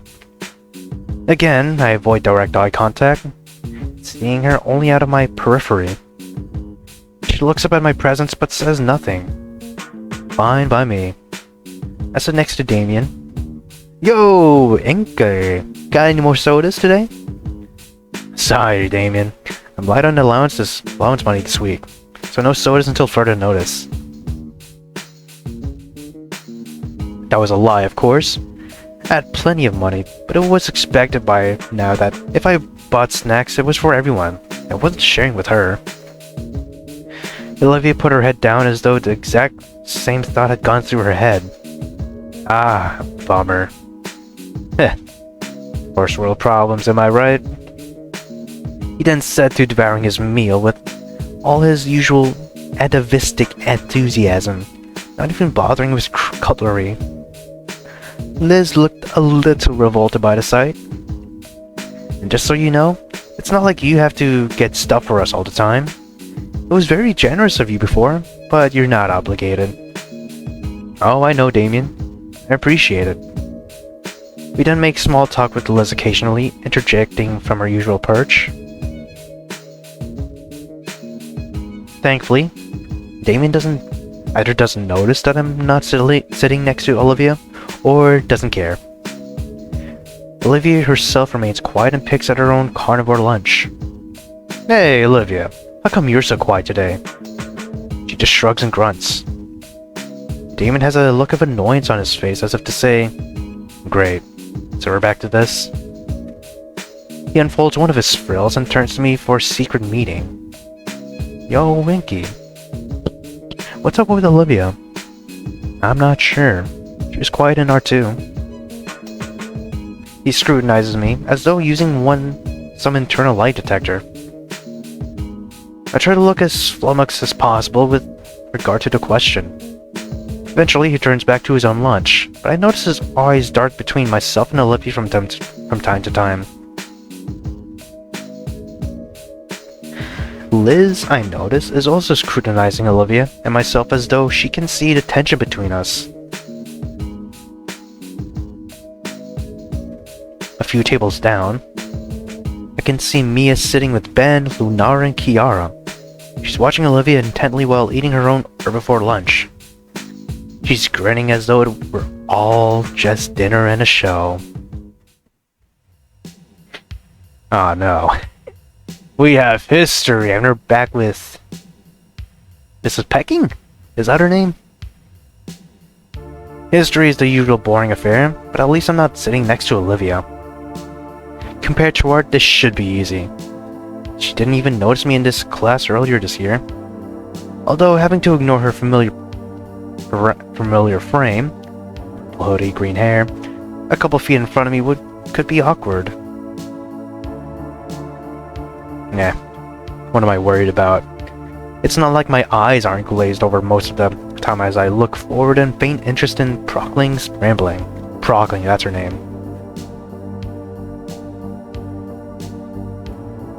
Speaking of which, it's particularly boring today. Roman history seems a lot more interesting when watching independently made videos on Snoot, but the way Procne rattles off the names of different emperors is putting me to sleep. Halfway through and I've nearly forgotten there's even a dumb Gator girl in front of me. Dumb Gator girl, god damn it, Inco. But this is the path I chose. For the video. Oh, god damn it. Olivia looks over her shoulder at me. I pretend not to see her. Like earlier this year with our no passing game, she flicks a note behind her when Procne isn't looking. It lands on my desk but bounces off. I make no move for it. This time, she looks like her spirit's been crushed. But I don't care. Or at least, that's what I insist to myself. While passing through the row of desks, Miss Procne notices the note and snatches it up. Is this yours, Mr. Nito? No, ma'am. Then whose is it? But she already turned in the direction of the most likely culprit. Miss Halford? Olivia replies weakly. It's mine. Miss Halford, I can be as accommodating as the next person, but not when it creates a disruption. It wasn't even that disrupting, he just passed by it. Oh my god. Do I need to call in an airstrike from Sully? Do I need to call my 15 kill streak? It is 15, right? For the airstrikes? I don't know. I don't know Call of Duty anymore. Some of the students snicker cruelly. No. Further interruption will not be tolerated. Olivia's face scrunched up and her breathing hitched. Come on, Inco. Rational indifference. Don't feel sorry for her, but don't take pleasure in this either. Procne opened a note and inspected it. What's she looking at me like that for? Well, obviously Olivia's note was for me. What could have possibly been in it to make Procne look at me with such concern? She folds the note back up and puts it on her desk. Right. To continue then, Hadrian's Wall was built to keep the Scotti and the Picts from invading southern Britannia. This frontier would later become Scotland. Now droning lecture continues. Around 10 minutes later, Olivia leaves early, her face still etched with misery.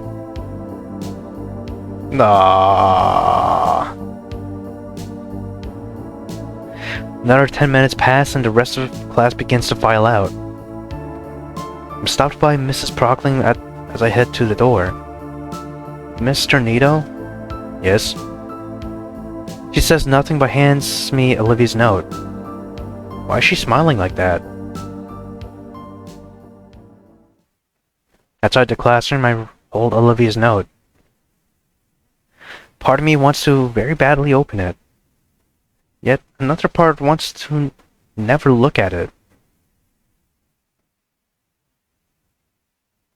I decided to compromise by putting the note in my right front pants pocket.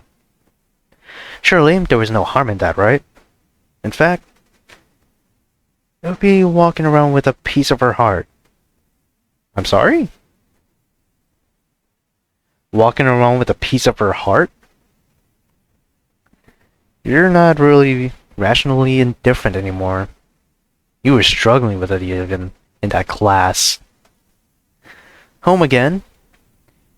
Managed to get through Monday by what felt like the skin of my teeth. Just how long could I keep this up, though? The prospect of getting through the rest of the year, let alone the week, without any drama emerging from Olivia seemed impossible. But maybe. Maybe she would just gradually accept that I wanted nothing more to do with her. And in time, so would everyone else. Was that really such a big ask? What obligation was I under to pamper and coddle her? None. And then there was the other thing I was still considering. Reading the note. And it's with that thought I drift off to sleep. Okay. No. Inco? What is this? Dream sequence? Inco, please help. Help me, please. Where's the key? I gave it to you. I don't have it. You do. Oh God, it's here. What? Oh? Oh my. What the fuck is this? Is this the Mia thing? Oh! I don't like that. Inco. Oh! Hey! What the hell was that? I swear if Mia just murked Olivia. I don't know what to say, man. Mia's comments at lunch the previous day is very ominous. I thought she was just joking. Darkly. I'm guessing she's acting on it. Maybe that note was a notice of what would happen to her. What might happen to her, I should say. Tuesday. We were all standing at ease in gym while Sully was giving a short announcement. He paced back and forth like a marine drill instructor. Then, a mysterious voice called out. Is that you, John Wayne? Is this me? Who said that? Who the fuck said that? Who? Who's the slimy little communist shit twinkle-toe cocksucker that just signed his own death warrant? Nobody, huh? The bare fucking godmother said it. Was it you, Shades? Sir, no sir? I said it, sir. Oh, Anakin Skywalker's, thank you. Well, no shit. What do we have here? A comedian. Oh, god damn it. The two shake hands and banter a bit. Do you see the look on Shade's faces? Ah, you got him good. Ah, that never gets old. Speaking of whom, do you mind if I borrow Shades for a moment? Sure thing, EK. Just be sure to bring him back in one piece. Oh, I will. My veins are still coursing with adrenaline and my voice comes out a little shaky. I didn't even know he and Sully were friends. Or that they like to prank students like that. Instead of calling him by his first name, Trent, he called him Ike. Or Ike. This, like the one free dodgeball, must have been a yearly ritual for them. Mr. Anakin, what's up? Sorry about that, Inco. Sometimes we just can't help ourselves. But that's not why I'm here, obviously. So, what's up? How have you been lately? Okay, I guess. Why? You just seem out of it lately. Like, how? Well, last Friday during photography, you had a serious look all class. Barely spoke to anyone, even Ben. I mean, it was a Friday. Short day to boot. I was pretty much checked out by that point, and all I wanted was to go home. No offense, sir. None taken. Believe me, I know how that is. Well, yesterday you looked the same as on Friday. What can I say? Mondays. Plus, I hadn't slept very well anyway. I see. Looks at me for a tense moment, starting to want to say something more. I maintain eye contact, determined not to look away. Inco, is there anything you'd like to tell me? Like what? Anything really? Is something troubling you? No, not really. He eyes me up and down. His expression is one of both concern and suspicion. I see. If you do have anything you'd like to tell me, anything at all, consider me a confidential benefactor. And I promise I'll help in any way I can. Thank you, Mr. Anakin. I'll keep that in mind if anything comes up.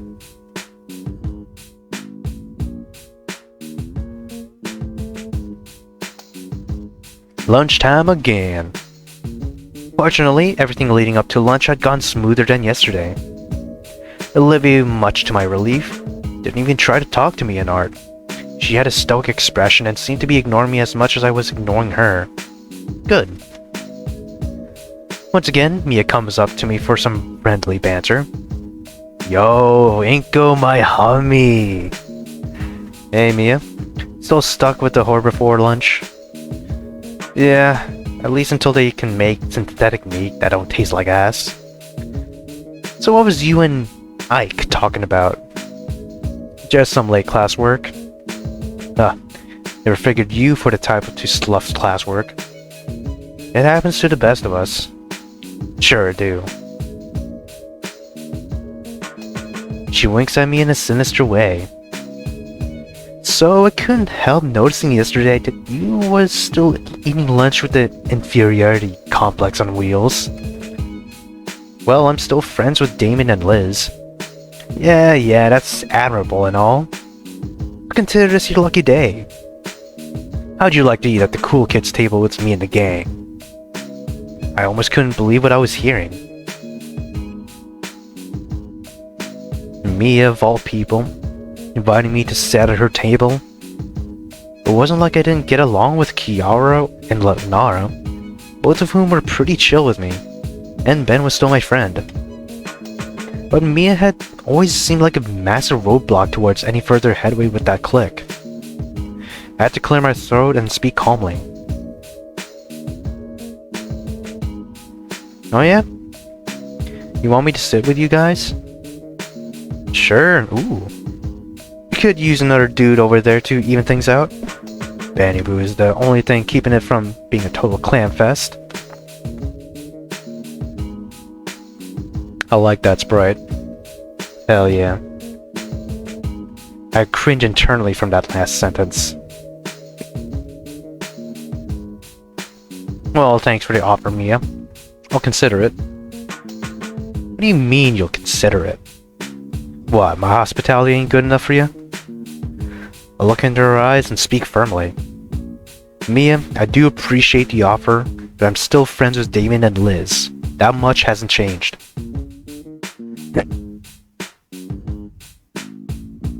Fine, whatever. Continue sitting with the losers if that's really your prerogative. But anytime you want to upgrade, head on over. Your seat will be waiting. That's very nice of... Hahaha.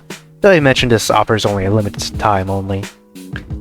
You got until the end of the week to make up your mind. The winner's table. Or Hot Wheels' own personal daycare. I'll think about it. You do that. Nah, I'm gonna get a salad or some shit. I retrieve my omnivore lunch and find my way to the usual table. Oh, now Olivia's just pissed with me.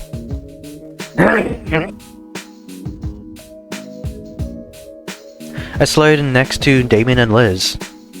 God, I suck at math. Liz, am I a dummy? Well, I don't know, Damien. How would you feel if you didn't eat breakfast this morning? Seriously? Yes. Oh, hungry? Not a dummy, Damien. I'm not?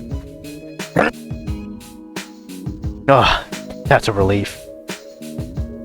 I still suck at math, though. That's okay. Everyone has that one subject they suck at. More than one, I'd say. For instance, I'm not doing so good at science in the moment. What subject do you struggle with, Inco? I struggle to stay awake during history. And I'm not doing well in science. Right. I have to say, I'm enjoying English the most this semester. I've learned more from Mr. Mugen than any other English teacher. I can barely understand that guy half the time. You have to admit though, for someone who speaks broken English, he understands its grammar far better than most who speak it natively. I don't know what everyone else complains about. I can understand him just fine. Hey, Olivia? You alright? I'm fine. Oh shit. There you go, you're so stoked that you didn't even notice Olivia's face. You are doing good in the, I guess, the irrational indifference part of her. Oh, scheisse! I didn't even notice Olivia looks so angry. Then again, why would I? I've been trying to ignore her. Are you sure? You've been out of it the past few days. She gave a non-committal grunt. Great, any moment now she would blow up on me. To my surprise, she went to Mia's table and glowered at Ben, who only looked back at her quizzically. Oh god, not this again. Inco, you gotta tell me what's with Olivia lately. I don't know how to answer him. I just stare back, dumbstruck. Fuck you want? Fuck do you want already? After Jesus, Mia has a set of lungs on her. That's right. Scram the fuck out of here, you dumb green cunt. Damn you, Mia. Damon is growling and his mouth is foaming with acid spittle. Never seen him like that before. Olivia, what was that all about? Do you still hold a grudge against Ben? No, he didn't do anything. It's all me. What do you mean? Her gaze shifted in my direction. She opened her mouth to speak. I have... Nice. You have to use the bathroom. Announced that more loudly than necessary. What? Now? I suddenly have a stomachache. Could be diarrhea. Pink Dino rolled his eyes. Okay, bro. Remember to give everyone else a courtesy flush. What if you needed another one, and you forgot to do that?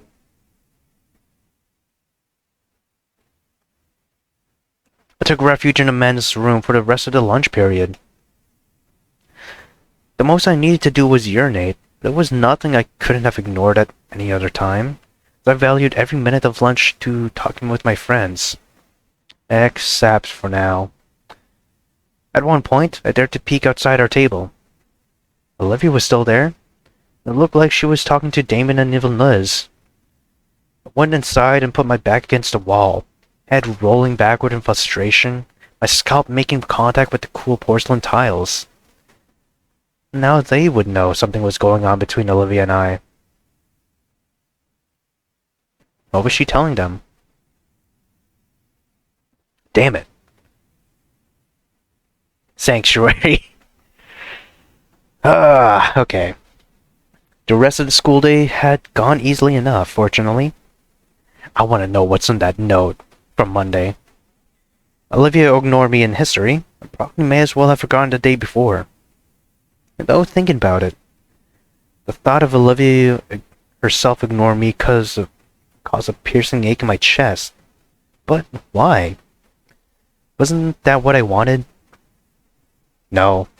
No, the fuck it wasn't.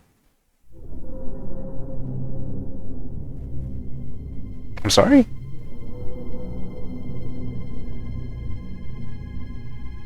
Hello? It's raining outside. I'm guessing this is a dream. Ooh! Oh, we got Schizo Ben.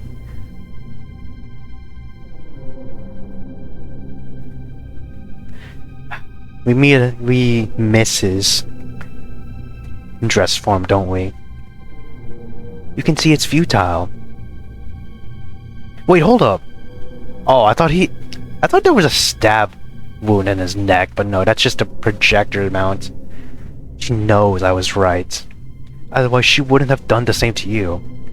But you, like her, had to get hung up on delusions of agency and free will. As if such things actually exist. Who's next? No one? Oh no. What's the matter? Feeling empty? Alone? You get used to it. In time, it even becomes another method of control. Oh my. I knew we were alike from the first moment we met. You were alone, afraid, powerless. But you weren't blind to the nature of the world. I could tell from your clothes and how you obviously prided yourself on them. You had limitless potential. So why waste it on these feelings? Feelings are for those who get exploited.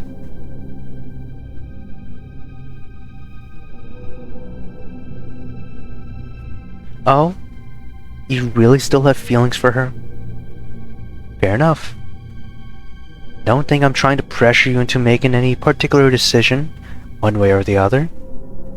It's just that, well, do you believe you can have it both ways forever?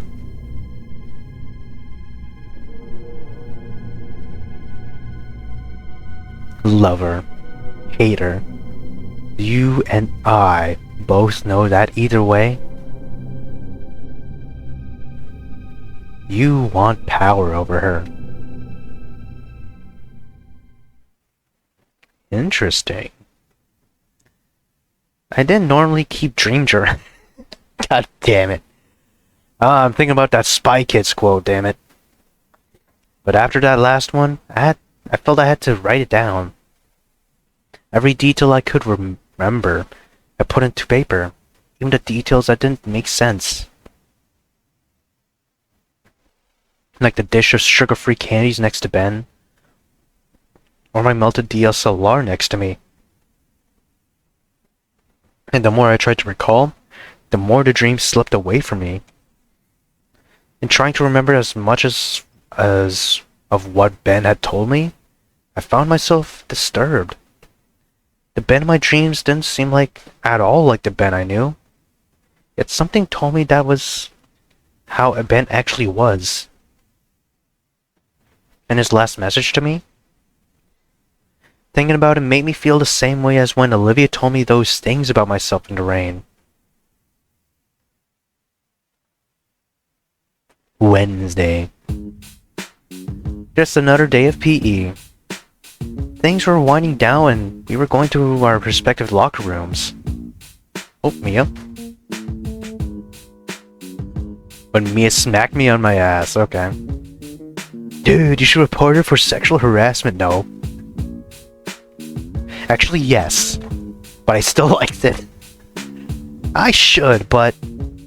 would it even get taken seriously? Of course it will. I'll back you up, man. I saw the whole thing. Yeah, but... I don't know. What don't you know? It doesn't matter who smacked who on the ass, or what their sex. Or what their sex is. That's just wrong. I have to fight the urge to tell him it's who smacked whom. Whomst. Was I really worrying about grammar of all things now? You were.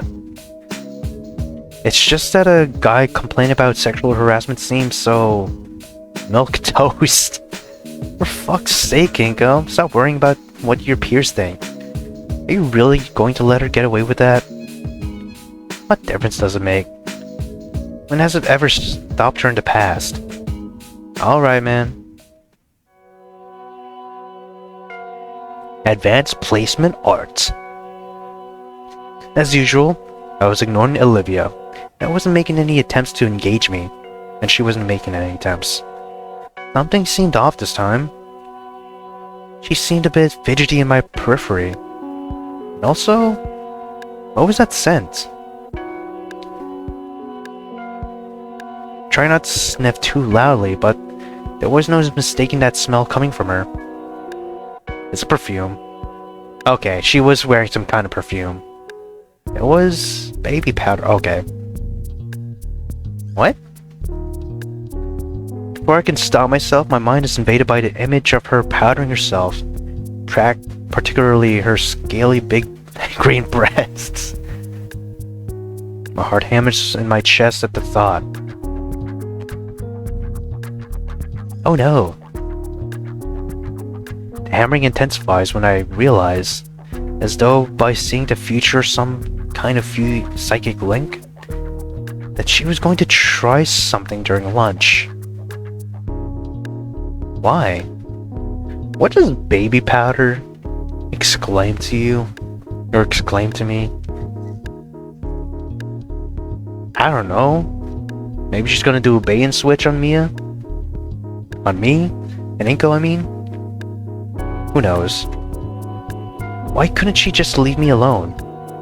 I feel as though I'm being dragged towards something. And the other half of me feels giddy enough with anticipation to want to get it over with now and talk to her. The other half wants to continue doubling down on my obstinacy.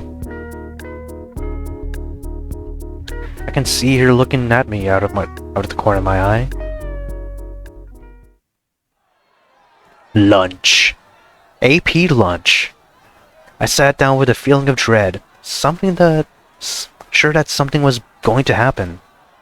Then, right on cue. Oh hey, Inky, before we eat, do you mind if we talk in private? Oh sure, what about? Ah, you know, just a little guy talk. Mano a mano. Sorry, Liz, Olivia. No girls allowed. Liz rolls her eyes and smirks. Olivia looks even more fidgety. I follow Damon to the relative privacy of the vending machines. Don't tamper with my food, please. Oh, nice. Oh god, I even recognized the second vending machine with the charge symbol. I had a lot of those types of vending machines in my high school. And I like how these vending machines, you can actually see the different pads, I guess. Once we were there, his signature expression, that dopey smile below his partially vacant stare, changes to one of stern indignation, so fast it's startling.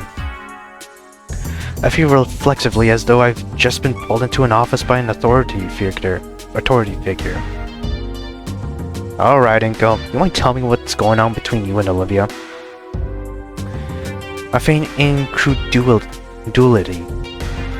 What do you mean? I mean, you two haven't talked to each other all week. Is that a problem? Damien cocked his eyebrow at me. Come on, Inco, I may be a slow learner, but at least I'm not socially retarded.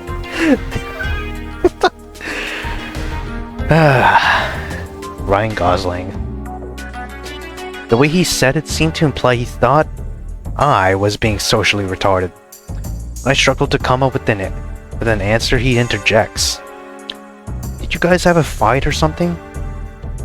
This time he looks sympathetic and even worried. Something like that, yeah. Well, I won't pry if you don't want to talk about it. I'm just wondering how much longer this is going to continue. I had been thinking that maybe, just maybe, could continue that way forever. With Olivia going back to being her usual quiet self, only occasionally grunting out some monosyllabic responses. I don't know. Damien cocked his eyebrow again, sounding annoyed this time. You don't know. No. Are you angry with her? Yeah. I see. I get you, man.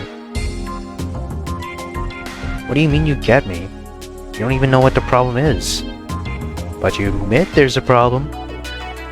His tone sounds accusatory. Yeah. Well, I may not know what the problem is, but I understand being angry or frustrated with Olivia. Because sometimes I get angry with her too. You? Angry at her? Yeah. I know everyone thinks of me as the gregarious jock who always happy-go-lucky and just wants to get along with everyone like everything's cool. Not a mean-spirited bone in my body. Just always cheerful. But that's not the truth. I have a dark side, like everyone else. I just try to hide it because I'd rather everyone get along. But I know what it's like dealing with Olivia. I get angry and frustrated with her, too. But I keep it to myself in the hopes I can be a positive influence on her. I tried for the longest time to get her to come out of her shell and be happy again. Like she used to be. Then you came along suddenly, and for the first time in a long time, she's happy and talkative. I don't know what you got that I don't. I just know it was a relief seeing her smile again. But now it's like she's back to her old self. Only now on top of being quiet, she looks miserable. It makes me angry because it feels like wasted effort on my part. Only now you're in the equation. He looks at me hard to emphasize his point. Damien, I understand your frustration, but you're beginning to make it sound like I'm going out of my way to make her miserable or something. Well, aren't you? Of course not. For God's sake, Damien. All I'm doing is ignore. That doesn't make it better, dude. Exactly. You've been ignoring her and pretending like she doesn't even exist. You won't even sit next to her like you used to. I rode the back of my head again to massage away the consternation. Is that really such a problem, though? Damien rolled his eyes. Inco, it's obvious to anyone paying attention that whatever is going on between you two, you currently have the upper hand. I'll bulk out his statement. I have the upper hand? Brother, you said it literally near the beginning of this mod. She's at your mercy. It was an expression I'd heard before in passing, and always involving some kind of drama between couples. Drama that I, from the outside looking in, always thought of as juvenile and petty. But now? I honestly had no idea. He scoffed. What, never had that kind of social capital before? No, can't say that I have. Well, now that you have it, you seem to be enjoying it. I opened my mouth to protest angrily. My retort dies under the weight of his gaze before it can even get halfway out of my mouth. I know he's right. He knows I'm right. He knows I know he's right. I guess you're right. I really didn't realize that until now. Well, now that you know, can you guys just make it up already? Shit's been awkward as hell all week. Not just at lunch, but at home where she's moodier than ever. And I feel like if something doesn't give, well, we can't both continue to sit at our lunch table. Unbelievable. What, are you going to ask me to sit somewhere else? Damien sighs in frustration. Inco, you're my buddy. I would never ask you to do that. But I'm worried that if you don't leave, eventually she will. Then she'll be alone. And I don't want that for her. Alright. But I'm worried that after so long, she won't want to talk back even if I do talk to her. She will, man. Trust me. Despite her grumpy attitude, she's soft and sweet on the inside. Doesn't care about whether it was you two fought. Wait, what? She doesn't care about whatever it was you two fought about. She just wants you. Wants me? Yes, dummy. She likes you. If you say so. I know so, dude. Let me tell you something my old man once told me. Talking to a cute girl is like jumping into a pool of freezing water. It's a shock to the system and you just want to get out, but after a while it starts to feel good. Then, you just don't even notice. Alright, let's get back. I'm starving.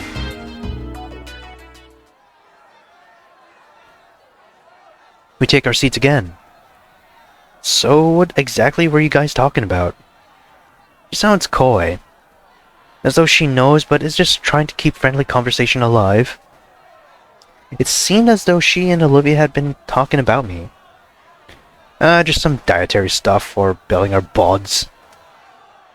Advice Coach Solly gave. Creatine and protein powder are great for building muscle. Right, Inco? Yeah.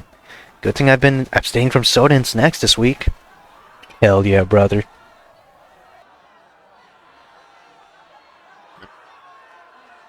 I think you were starting to get a bit pudgy, Inco.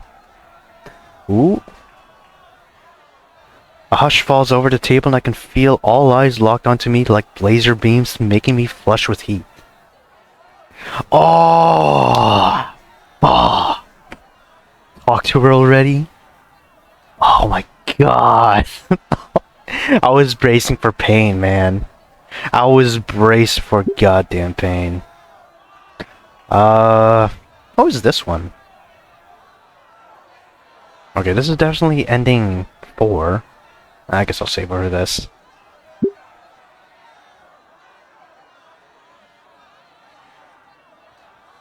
I'll say nothing.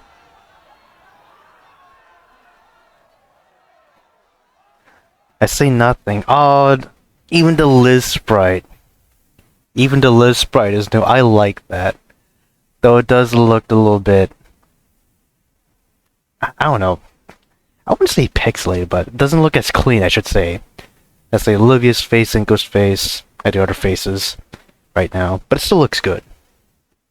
I say nothing and the hush drags on long enough to become a painfully awkward silence. I turn my attention to my lunch. Inky, come on. I murmured to him. Aren't you just telling me to stop caring what my peers think? It's not like that, man. Come on. Please. Liz and Olivia whisper something to each other. For someone who once told me not get invested in being Olivia's friend, Liz suddenly seemed to care a lot for some reason. Knowing that they're most likely talking about me just makes it more annoying. I'm ignoring them all now. I can feel Damon's contemptuous gaze boring into me. Liz's too, for that matter. Now, Olivia isn't even attempting to eat. A few times I hear the breaths hitch on her throat with a small whimper. I feel contempt. Not just for her, but for Damon and Liz for putting me on the spot. Why couldn't they just leave me alone? Why did everything have to orient around her? What made her so damn special that her needs, her comforts came first? The precious little savant too pure and sweet for this awful world. What the hell does it matter if she used me as some kind of stepping stone for her ego? What was I? Just chopped liver on her plate? Before long, I finished my lunch, which I'm not even tasting, just shoveling into my mouth. I'll leave before I say anything, or before anyone else. They say nothing. Suits me just fine.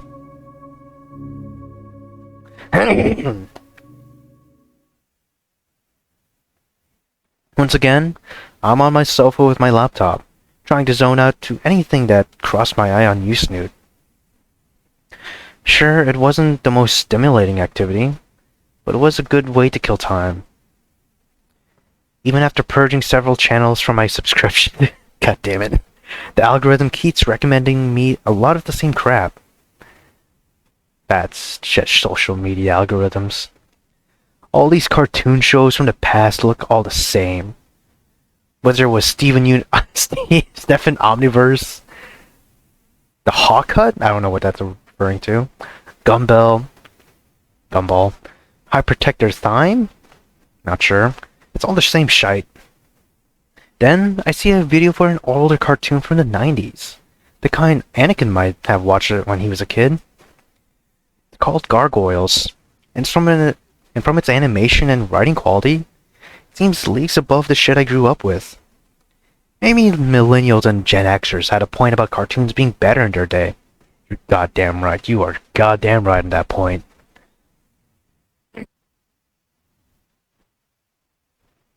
The hero, Goliath, despite being a massive brute, seems to prefer to talk no jujitsu methods of conflict resolution instead of actually fighting. It looks like an awesome show. Maybe I should actually try watching it for myself for once instead of having it spoon-fed to me. But already I get the feeling Goliath himself would give me a stern talking to, and it makes me resentful. God damn it. Maybe I just won't bother. What's time for kid shows? Maybe I should just grow up already. Or you can be a real kid and watch 1,000 Ways to Die. The fact that we, or at least kids my age, had easy access to that shit. You just scroll on, down the channels, hit up Sci-Fi, or I think it was Spike at the time. And then you just get 1,000 Ways to Die, whatever else was on Spike. I know G4 was there.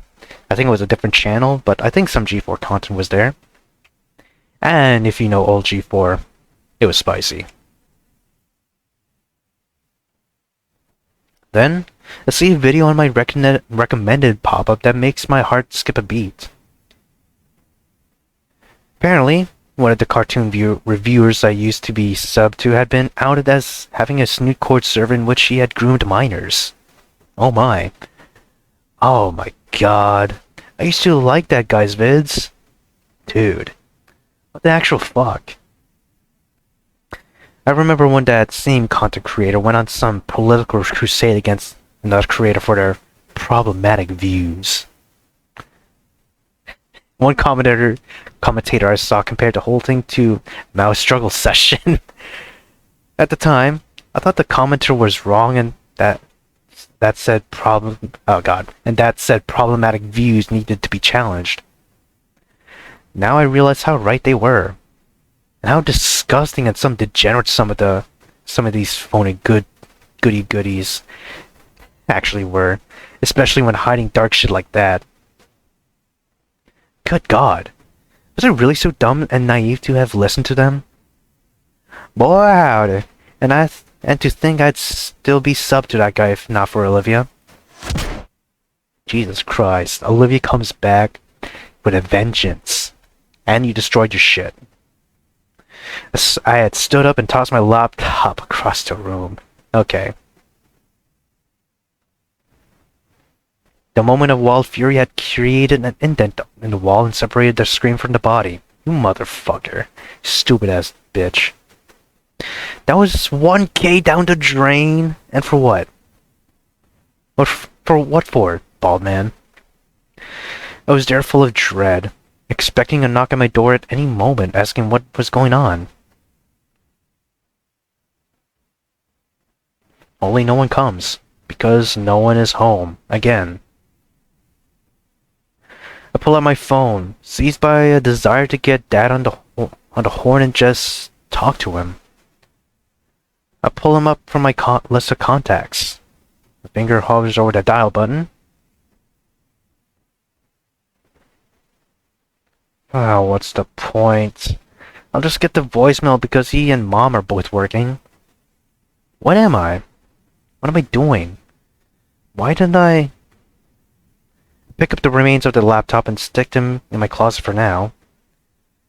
Then I rearrange one of my posters to cover up the small hole in the wall. It makes me think of the lyrics to a song I heard my parents listen to once on a car ride while listening to a classic rock station.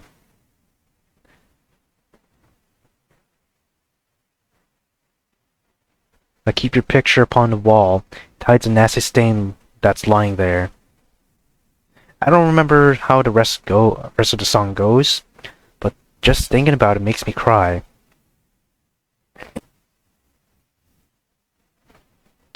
Ending? Oh. Bad ending? Is this where 9 Inch Nails comes in?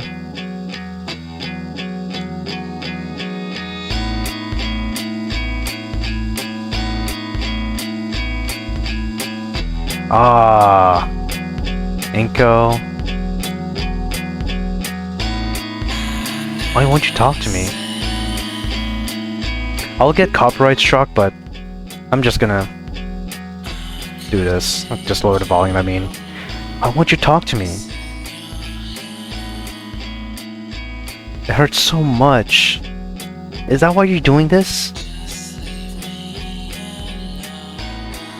Doesn't make you feel good to see me like this? I love you. You know I love you, so why? Inco! Fuck, man. Damn!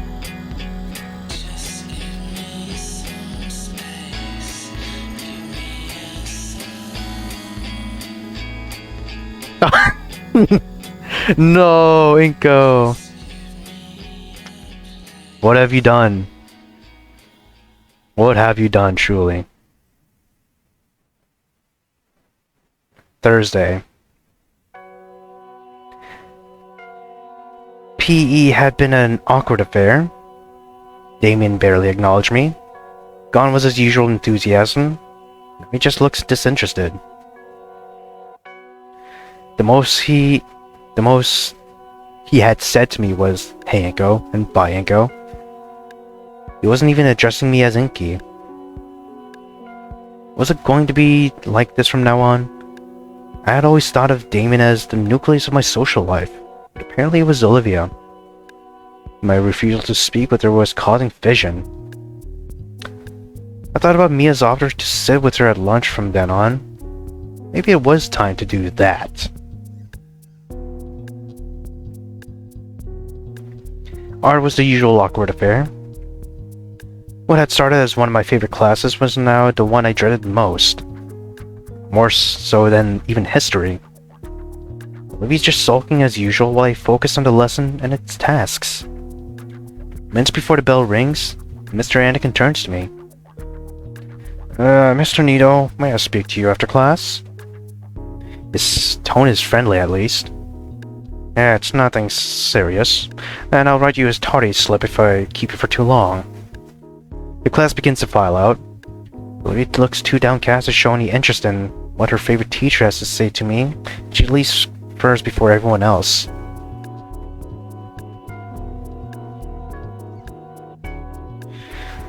Once the pterosaur and I are alone in the room, he turns to me.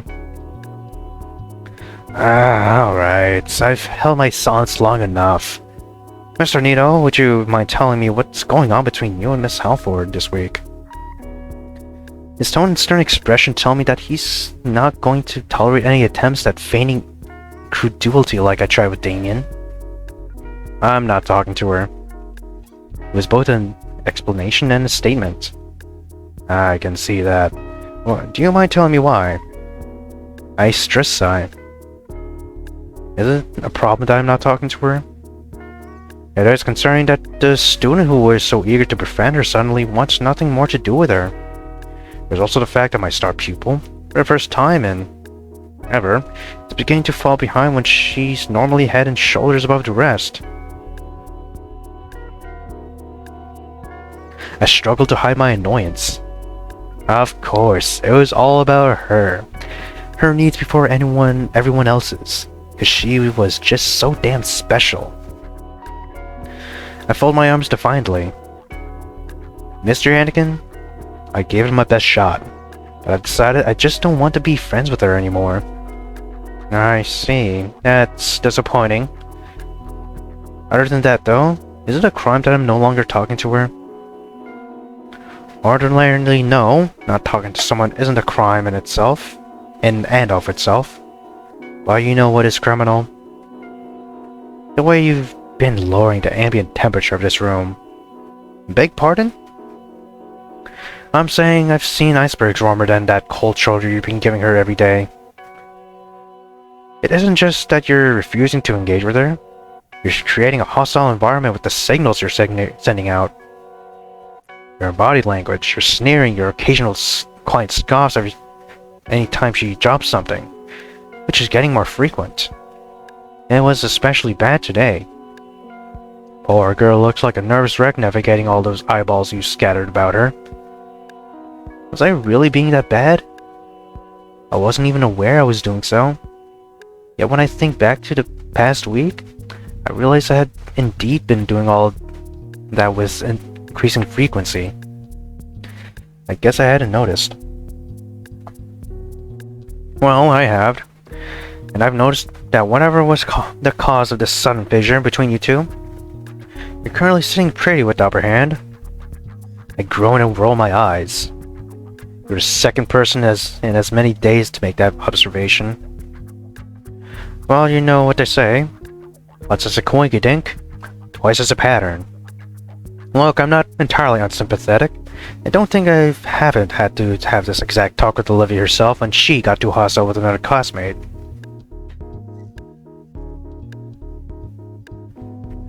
Whose tone is warm now, no longer accusatory. Come on, you can tell me anything. Did you two have a fight? Aside again, the weight of the past week and the secret I felt forced to keep pressing down on my shoulders. It's complicated.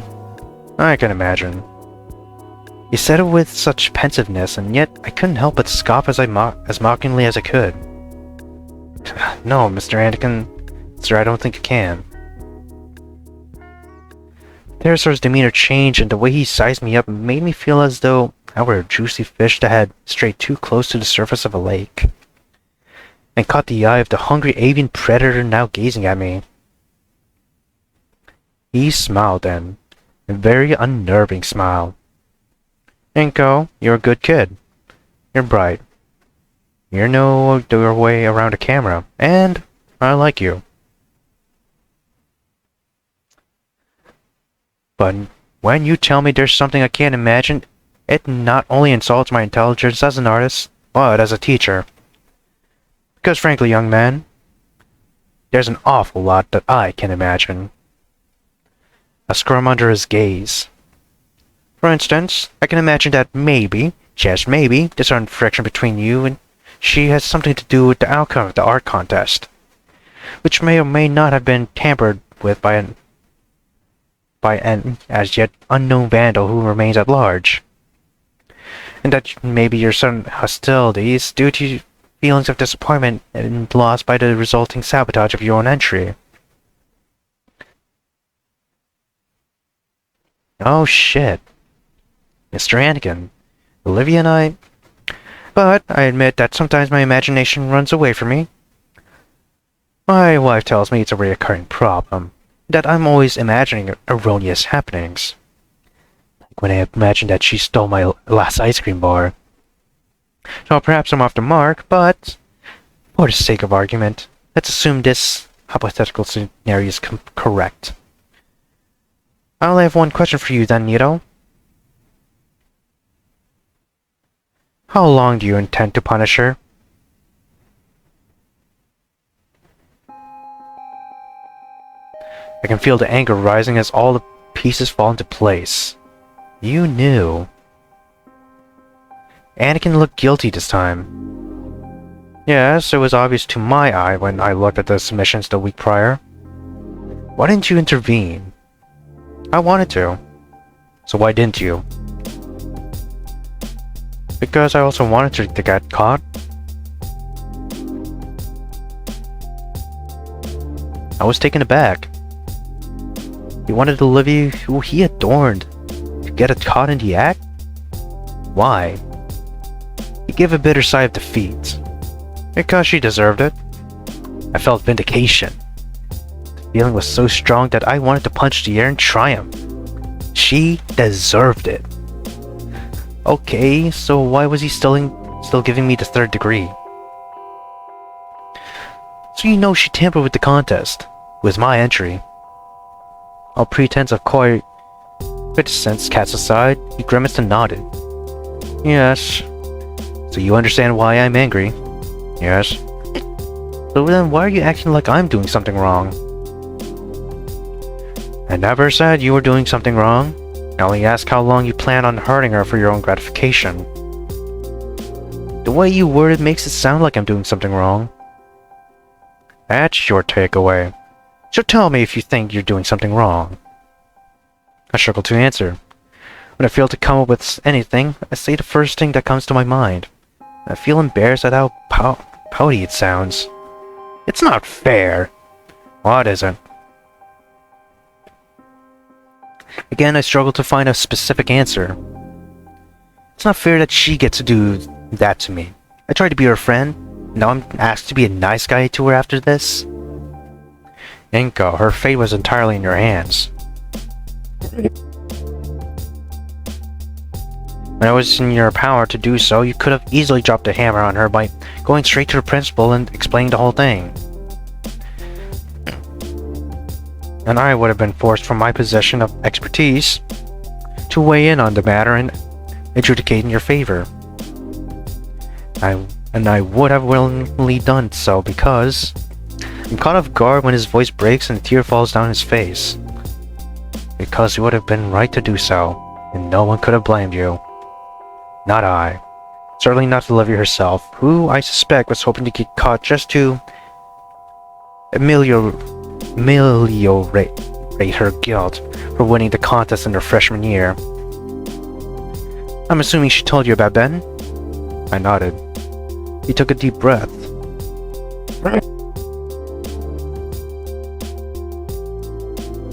But the fact of the matter is, that ship has sailed. There's no going back to the decision you made.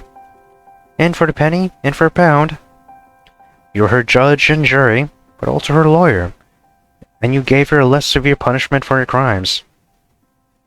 She didn't need to tell me any of this, by the way. She refused to talk about it. And I figured it out for myself. And I can only imagine that she begged you not to tell. Her, of all people, as obstinate and proud as she is, begging another, with what I can imagine were tearful pleas? Am I correct? I nod. Yeah, she begged me to keep quiet. She even apologized profusely for what she had done. His face scrunched up in anger.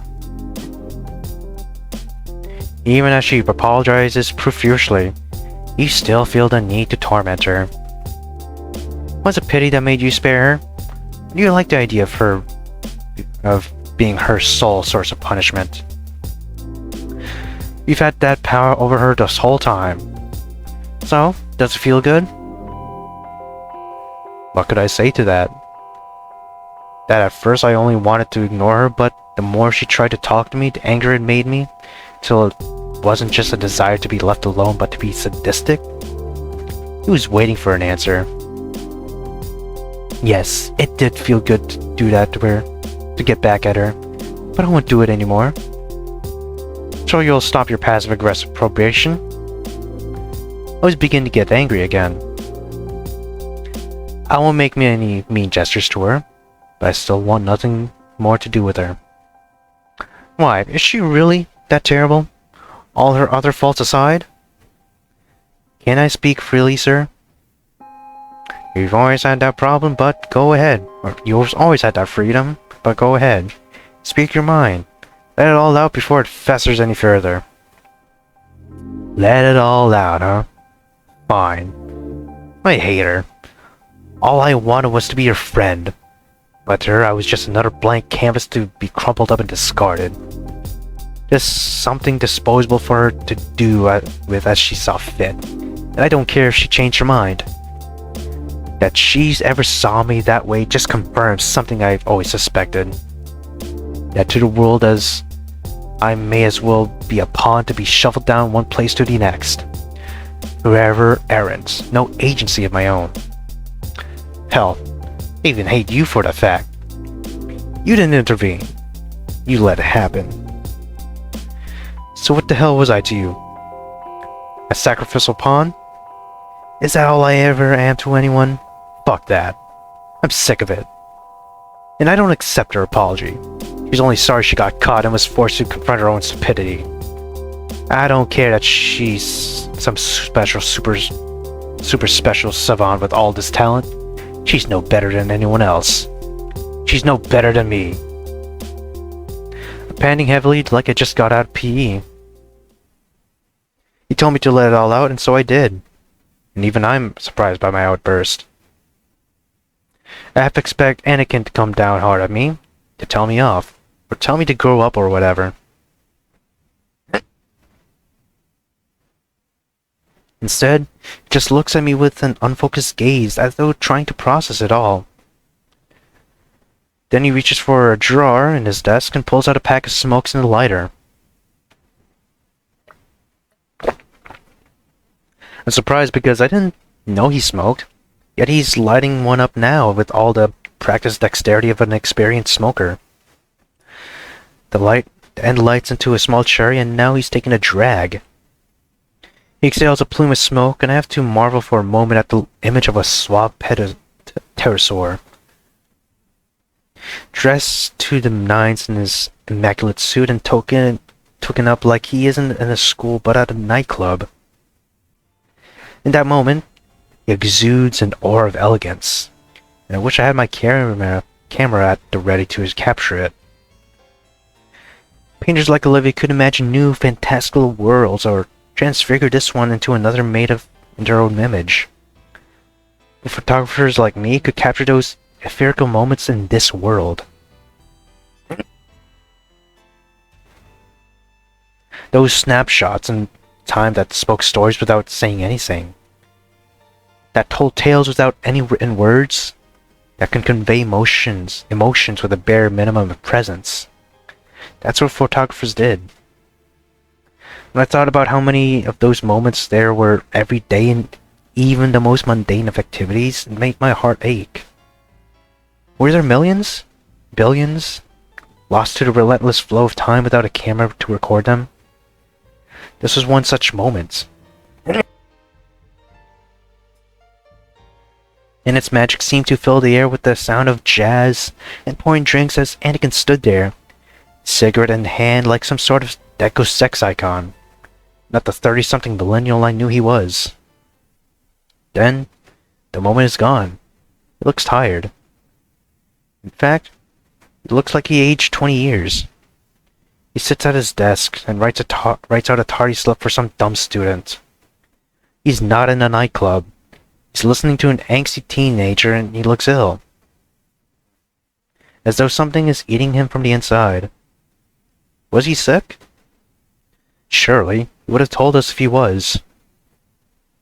At least he picked up on that.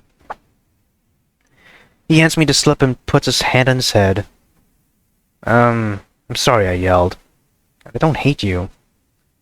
The tired pterosaur smiled and shrugged. It's okay.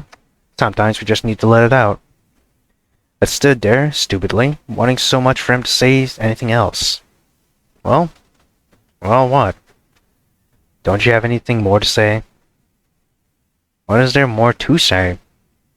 He snuffed out his cigarette on his desk as though to punctuate his next sentence. I failed her.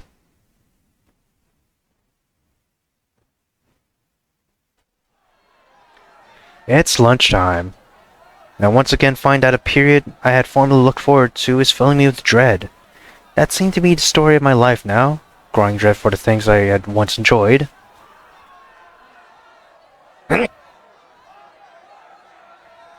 And as I approach my usual table with my herbivore lunch in hand, the reason for that is readily apparent. Damien and Liz are alone. The sight itself is surreal because that extroverted pink-scaled jock and the student council treasurer both look like a couple of lonely wallflowers at the edge of a sea, chattering dinos with their own native cliques. And the image drives home the fact that I am the cause of their sudden bad mood. I approach and both look at me simultaneously, like territorial animals detecting an interloper. None of them greet me verbally. I clear my throat. Hey guys! Why are you even talking to them, dude? Silence. No shit. Where's Olivia? Damien looks towards the alcove to the vending machines and nods his head in the same direction in response. With a sigh, I set my tray down slowly as though defusing a bomb. Damon stops me before I can sit next to him. You know what, Inco? Don't bother. I slam my palms on the table, making the cutlery clatter. I thought you said you would never tell me to sit in Elton. Ah, Jesus Christ. I thought you said you would never tell me to sit somewhere else. And well, you know what I didn't count on? You coaxing Olivia out of her box just to shove her right back inside. God, I was getting sick of hearing about Olivia. Everything really did revolve around her by design, didn't it? There was no escape. Saying nothing, I returned to Pink Dino's glare. Eventually, his face softens, his frills deflate, and he looks down. She cried herself to sleep last night, man. Even Liz gasps. Though the Brachiosaurus wasn't as friendly with Olivia as Damien, she still looked very concerned for the Gator girl. Did she? Damien looked back up with a renewed glare. Yeah, she did. She was huddled in a fetal position in her beanbag, tail wrapped up over her head. She was listening to an old song from the 80s called Something I Can Never Have. You know that portrait she drew of you at the barbecue? She still has it. One day she was just looking at it. I'm at a loss. He sighed. She refuses to talk about whatever it was that happened with you two. But she told me one thing. It was entirely her fault. She did something really shitty, and you're right to be mad. You know something? I believe her. She's not the type to make up a lie for someone's benefit. I could see the soul-crushing guilt in her eyes. So why do you have to make it up with her? Damon's frills inflated with a hiss. Because that's what boyfriends do when their girlfriends are sorry. I'm not... Shut up, I'm not done. Inhale sharply and wait for him to continue. Liz and I tried to help her yesterday. Olivia told us the day before she'd done something last week and only wanted for things to go back to normal.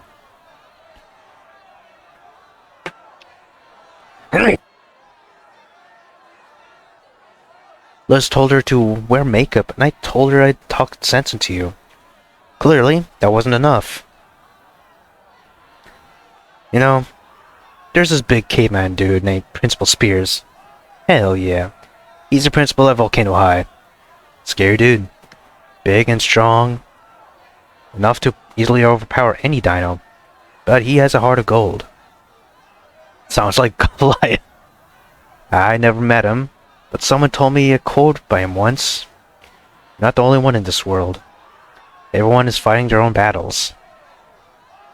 That's a quote I've run by Olivia a few times to try and get her to snap out of her stupor and stop feeling like she's the only one who hurts. But you know something, Inco? That quote applies just as much to you as it does to her. Now she's sorry, goddammit. For what, I don't know, and I don't care. What I do know is that you're going to either... Wait, what? All I do know is that you're either going to work this out with her now, or you're not sitting back down at this table. He turned away from me and began picking at his carnivore lunch with a spork. A very undamien way to eat. I put my palm to my forehead and run it across my scalp. There was no clearer and ultimatum than that. I couldn't make it one lousy week without this Olivia business disrupting my entire social life. And it wasn't even Friday.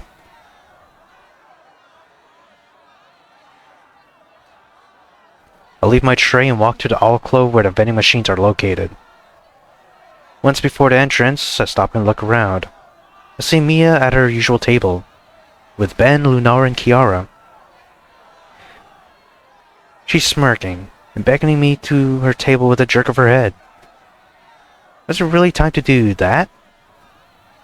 Never would have imagined abandoning Damien for me of all people, yet it seemed that was my only other alternative.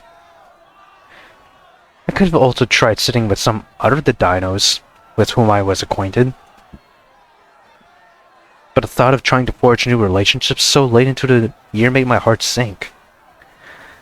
I recall what Mr. Ferris had said once. If you see a fork in the road, take it. What a uselessly ambiguous statement now that I think about it. Directions unclear. Ended up taking a fork to spooky-looking green gingerbread house. What was I gonna do? Swallow my pride? Or... hell, either way it felt like swallowing my pride. The one thing I knew for certain was that the initial investment of a single penny for a pound had brought returns of the hundreds of pounds. Thousands of pounds. Hell, the weight of the damn world. And the other thing I knew for certain, no matter which path I chose, there was no going back. This was the point of no return. Almost 12:30 a.m.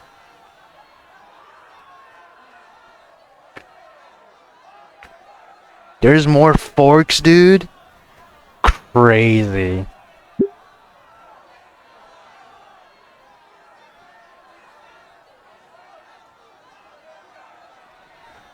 I gotta sleep, man. I gotta sleep. Right. Next day, boys. Oh, whoops. Yeah. It's the 24th now instead of the 23rd. Let's go.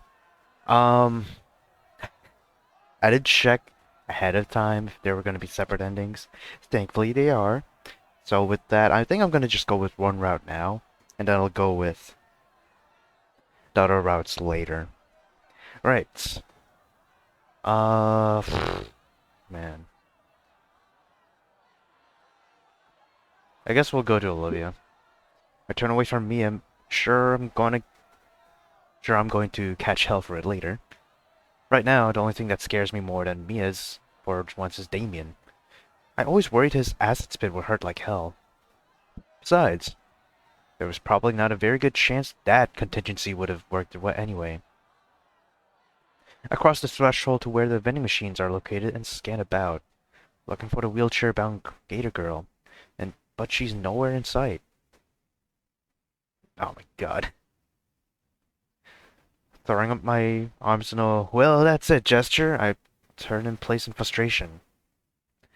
She's not around, and I don't feel like trekking through the school to look for her. Do I dare go back to Damon empty-handed, though? Sorry, I can't find your wayward adopted sister to apologize. That would just piss him off more from worrying about her whereabouts. Fuck my life, dude. It's then that I noticed the door to the janitor's closet is conspicuously ajar. Could she have gone inside? It was worth a shot, and I have no other leads. I cross over and see that the door is propped open with an orange cone. Okay, why an orange cone? Not the best question to ask, but whatever. I cross over into the gloom. Oh my. It's so pixelated. This has to be from a video game. It does not. It looks good, but it does not look real. The dissonance between the rest of St. Hamid, bright, cheery, and clean, and the gloomy, dank closet is jarring. Dank being a term here is crazy, but it makes sense.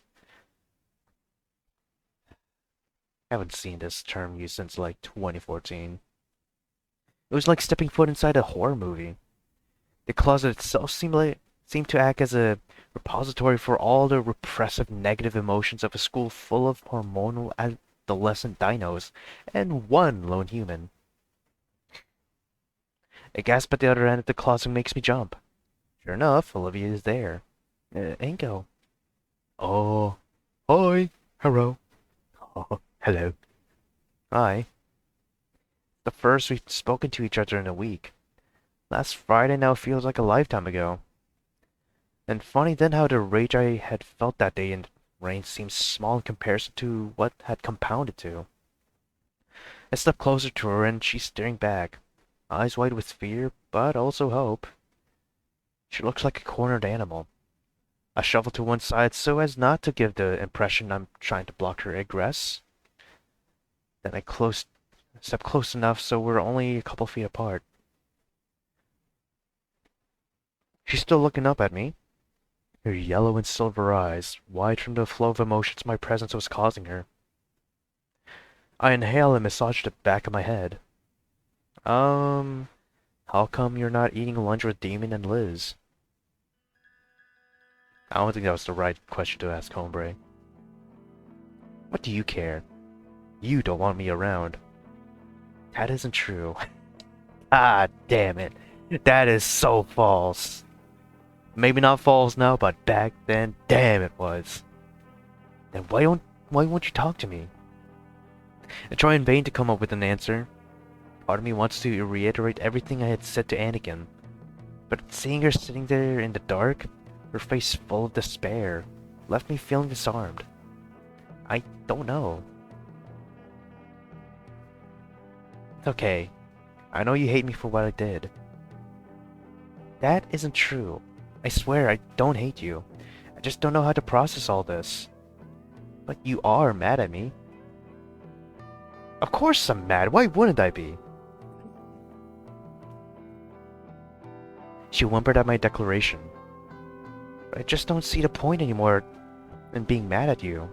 All it's been doing is making me miserable this week. You're miserable?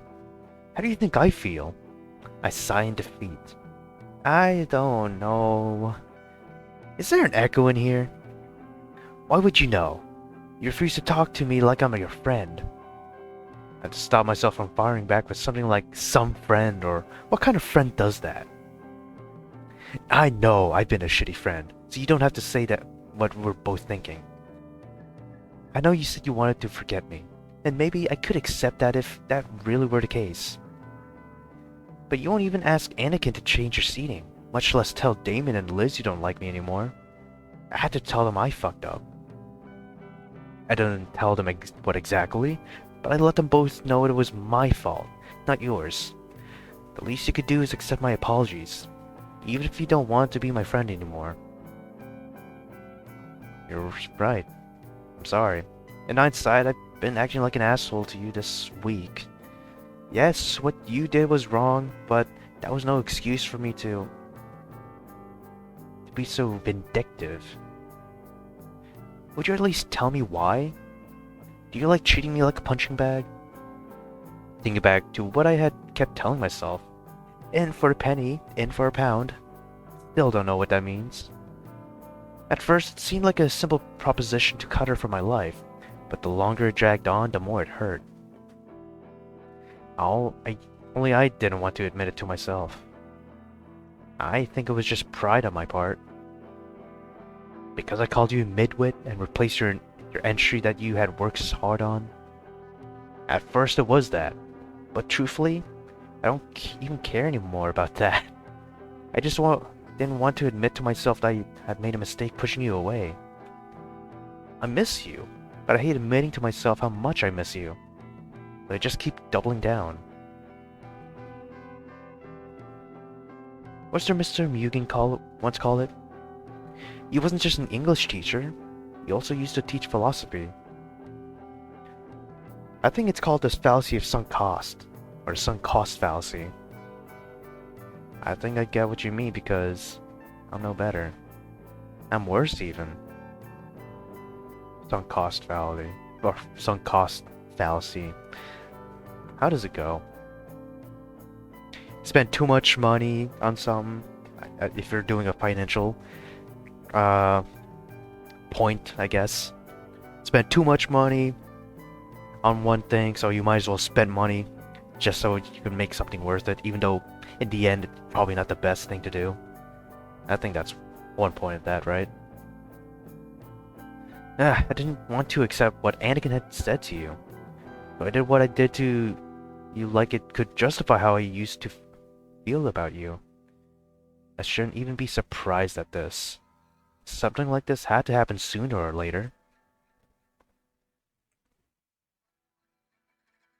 I don't want to stop being your friend, though. I don't like the person I'm becoming because of this. I hate myself, even. I keep having nightmares, and a feeling like a shadow is following me, and whispering dark thoughts in my ear. God, what's that? Danny Darko? Darko Bunny, man? Can we just forget that all happened? That's all I wanted this week. I know I've been a shitty friend. I just wanted the chance to make it up to you. I'll pull out her note from Procklings. You mean this? Is that... Brockling handed it to me after class on Monday. Why didn't you pick it up, you asshole? I don't know, I'm sorry. There's that echo again. I worked real hard at that for you, you know? I know it doesn't make up for what I did, but still. Have you even looked at it? No. Then why bother carrying it around? I didn't want to let it go. Carefully unfolding the note like it was a map to buried treasure, I hold it out and just barely able to make it out under the dim fluorescence. This is really good. A flood of emotions overtakes me, reducing me to nothing. Although it wasn't one of her paintings, it still showed a remarkable, even obsessive amount of detail. The picture was of me, but drawn to look like some kind of superhero from one of her animes. Oh. One Punch Man, eh? One Punch Inco. You could be like that, or you can be like that bicycling superhero. He's not the best ranked superhero, but goddammit he tries his best. That's what we should always be. Even if we're shit at something, we gotta at least try, you know? Make it through the day. Come home happy. Don't make anyone sad. Make everyone, including yourself, happy. There's no mistaking my face in sunglasses, but the body it sits upon has more muscle size and definition than I could gain even if Coach Sully made me do 5 times what he was already putting me through. I have a cocky grin, and I'm wearing an admittedly ridiculous looking outfit. Some kind of jumpsuit with gloves and boots and a cape. Behind me are the pulverized remains of some giant monster that I had presumably beaten into submission. That has to be One Punch Man. There's an umbrella strapped to my shoulder with a harness, and it's blocking the rain, creating a cone of protection extending down to my feet. And I'm holding her in my arms. The Gator girl's eyes are closed in a look of serenity as I cradle her, her arms wrapped around my neck. A feeling of overwhelming flattery had washed over me at seeing myself depicted in such a heroic light, and it made something in my chest swell to the size of a hot air balloon. And just as quickly, that same feeling of overinflated self-esteem collapsed into a black hole of self-loathing so strong it made my stomach ache. Olivia. Her composure breaks and she reaches for me. Aww. She lets it all out, crying tears of relief. Her body trembles and her face buried against my chest. Careful not to damage the picture still held gently in my right hand, I let her get it all out. I deserve to get caught. I'm glad you caught me. Desperation, I say the one thing that could possibly make her actions seem less reprehensible. Maybe it was a cry for help. Maybe. But the other thing I realized was how much I had been taken for granted. Damien, his family, Anakin, you. I always thought I could get away with being a shitty person as long as I had someone whose unconditional love and support I could fall back on. But when you abandoned me, it was like a wake-up call. I hate hearing the word abandon, even knowing it was exactly what I had done. It made me realize that I couldn't count on unconditional love or support forever, because it's not real. Oh, it's not that it's not real. It doesn't last forever. Even if I could, that's not who I want to be. I want to be someone with agency. There he goes again. Agency. Me want agency. She sniffed back tears and blinked sorrowfully at me. I hurt you, I sabotaged you, and I took you for granted. I don't care if you can't forgive me for being a piece of shit. I just want to continue being your friend. Oh, Olivia, you're not a piece of shit. You may have done what you did out of foolishness, but I was acting out of spite. And it wasn't just because of the contest, or you calling me a midwit, or wanting to get even with you. I'm jealous of you. Not for your artistic ability, but because of your family. I wish so much I had a family like the Paynes. Even if they're your godparents, I feel envious of you for having them. I realized this week just how lonely I've been. I'm even lonelier without you. I'm the piece of shit for nearly throwing you away out of spite. You know something, Inco? Kind of both pieces of shit. No, we just are, not kind of.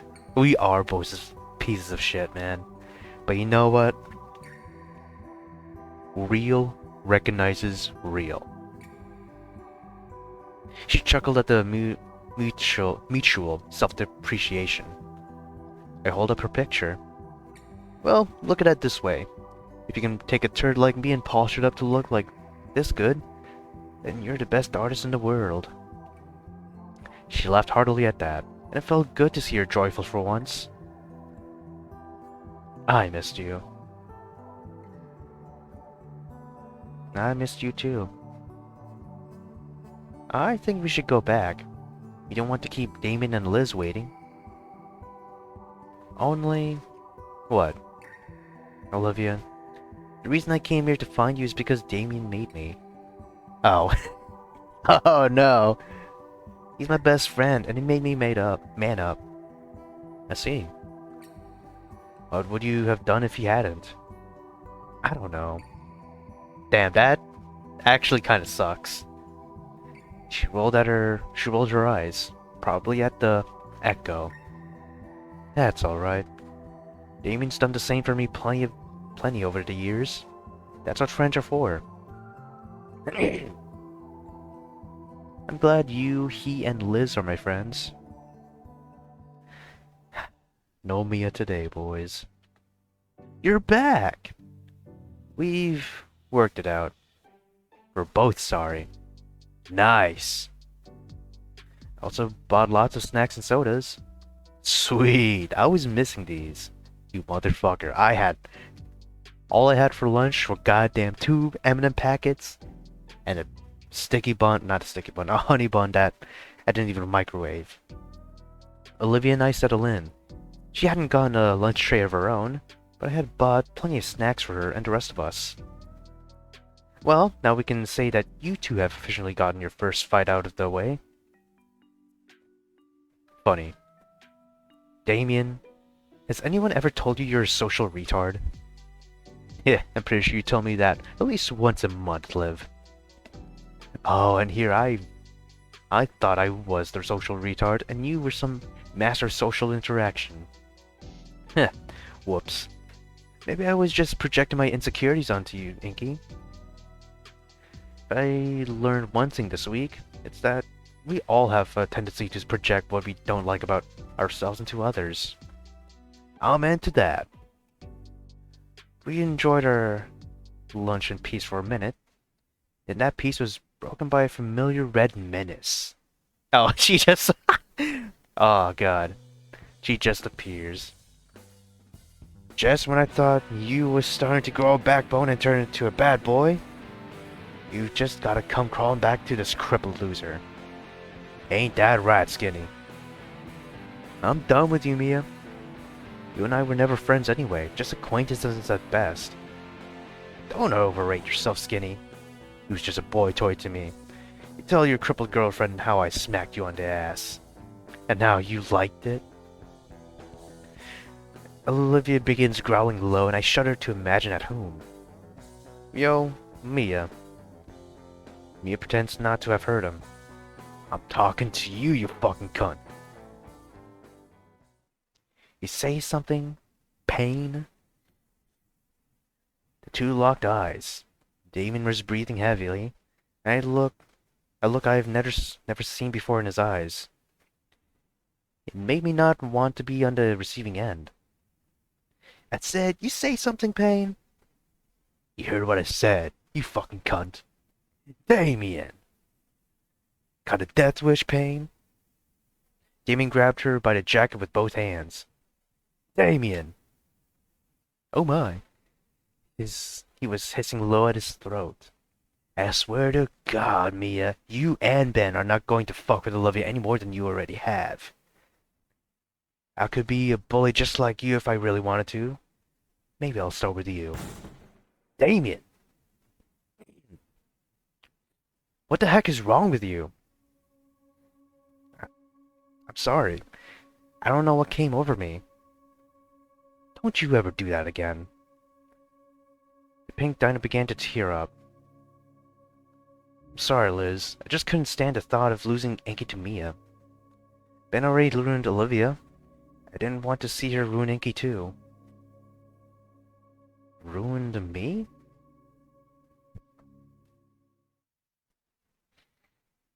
Olivia and I met with Anakin after school to explain what happened. Oh, I'm relieved you two were able to work it out. I gotta admit, you had me worried, Inco. I guess I managed to get over with. Especially with some encouragement from Damien. Quote-unquote encouragement. I am a bit worried about him in particular. It seems he may have some unresolved anger issues. And Olivia, I'm still very disappointed in you, young lady. We had only told him that we had worked out whatever issues we had. We hadn't even covered what started it yet. I wasn't sure if Anakin was even going to bring it up for her sake. We told him, Olivia, look at me. I already knew. When did you find out? From the moment I looked at the submissions, even before the day of the results. Why didn't you say or do anything? She looked heartbroken at Anakin's proclamation and stern expression. I didn't want to hear him tell her it was because she deserved it. Because I knew Inco would catch you in the act.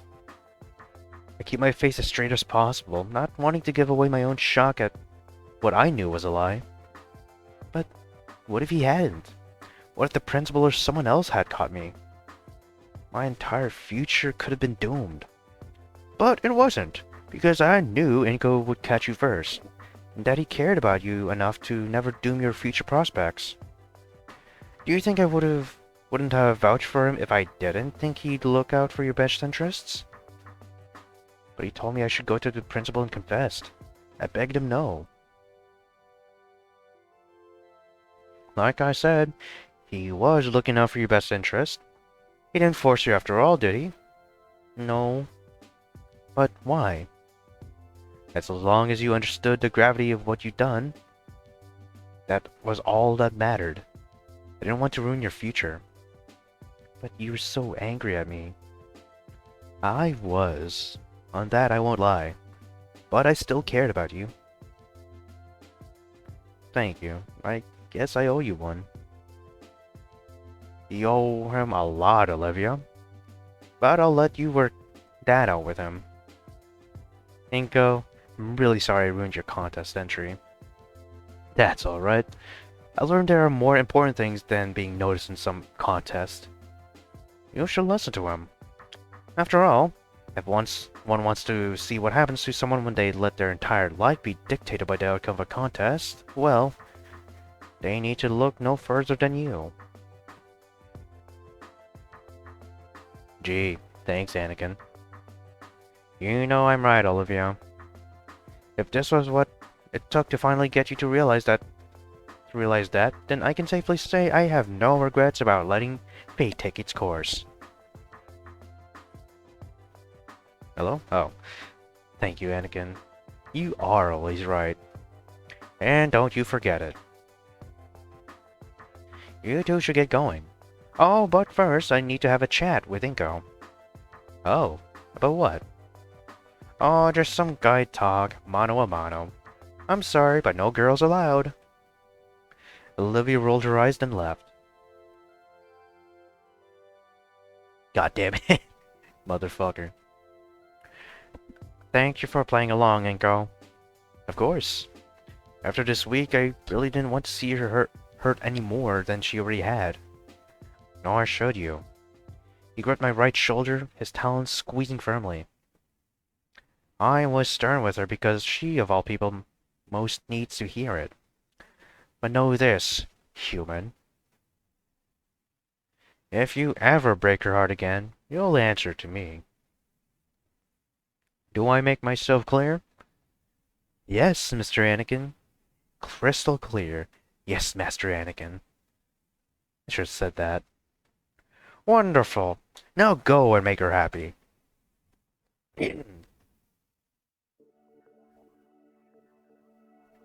Inco, are you alright? Huh? Why wouldn't I be? Just looked for a moment like you had a run-in with an ex-murderer or something.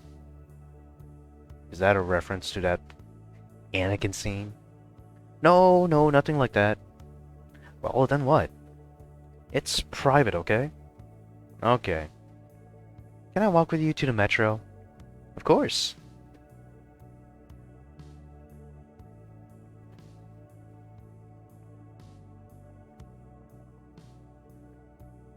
No. Ah, shit. I missed my train. Damn. I'll wait with you. Fuck. Thank you.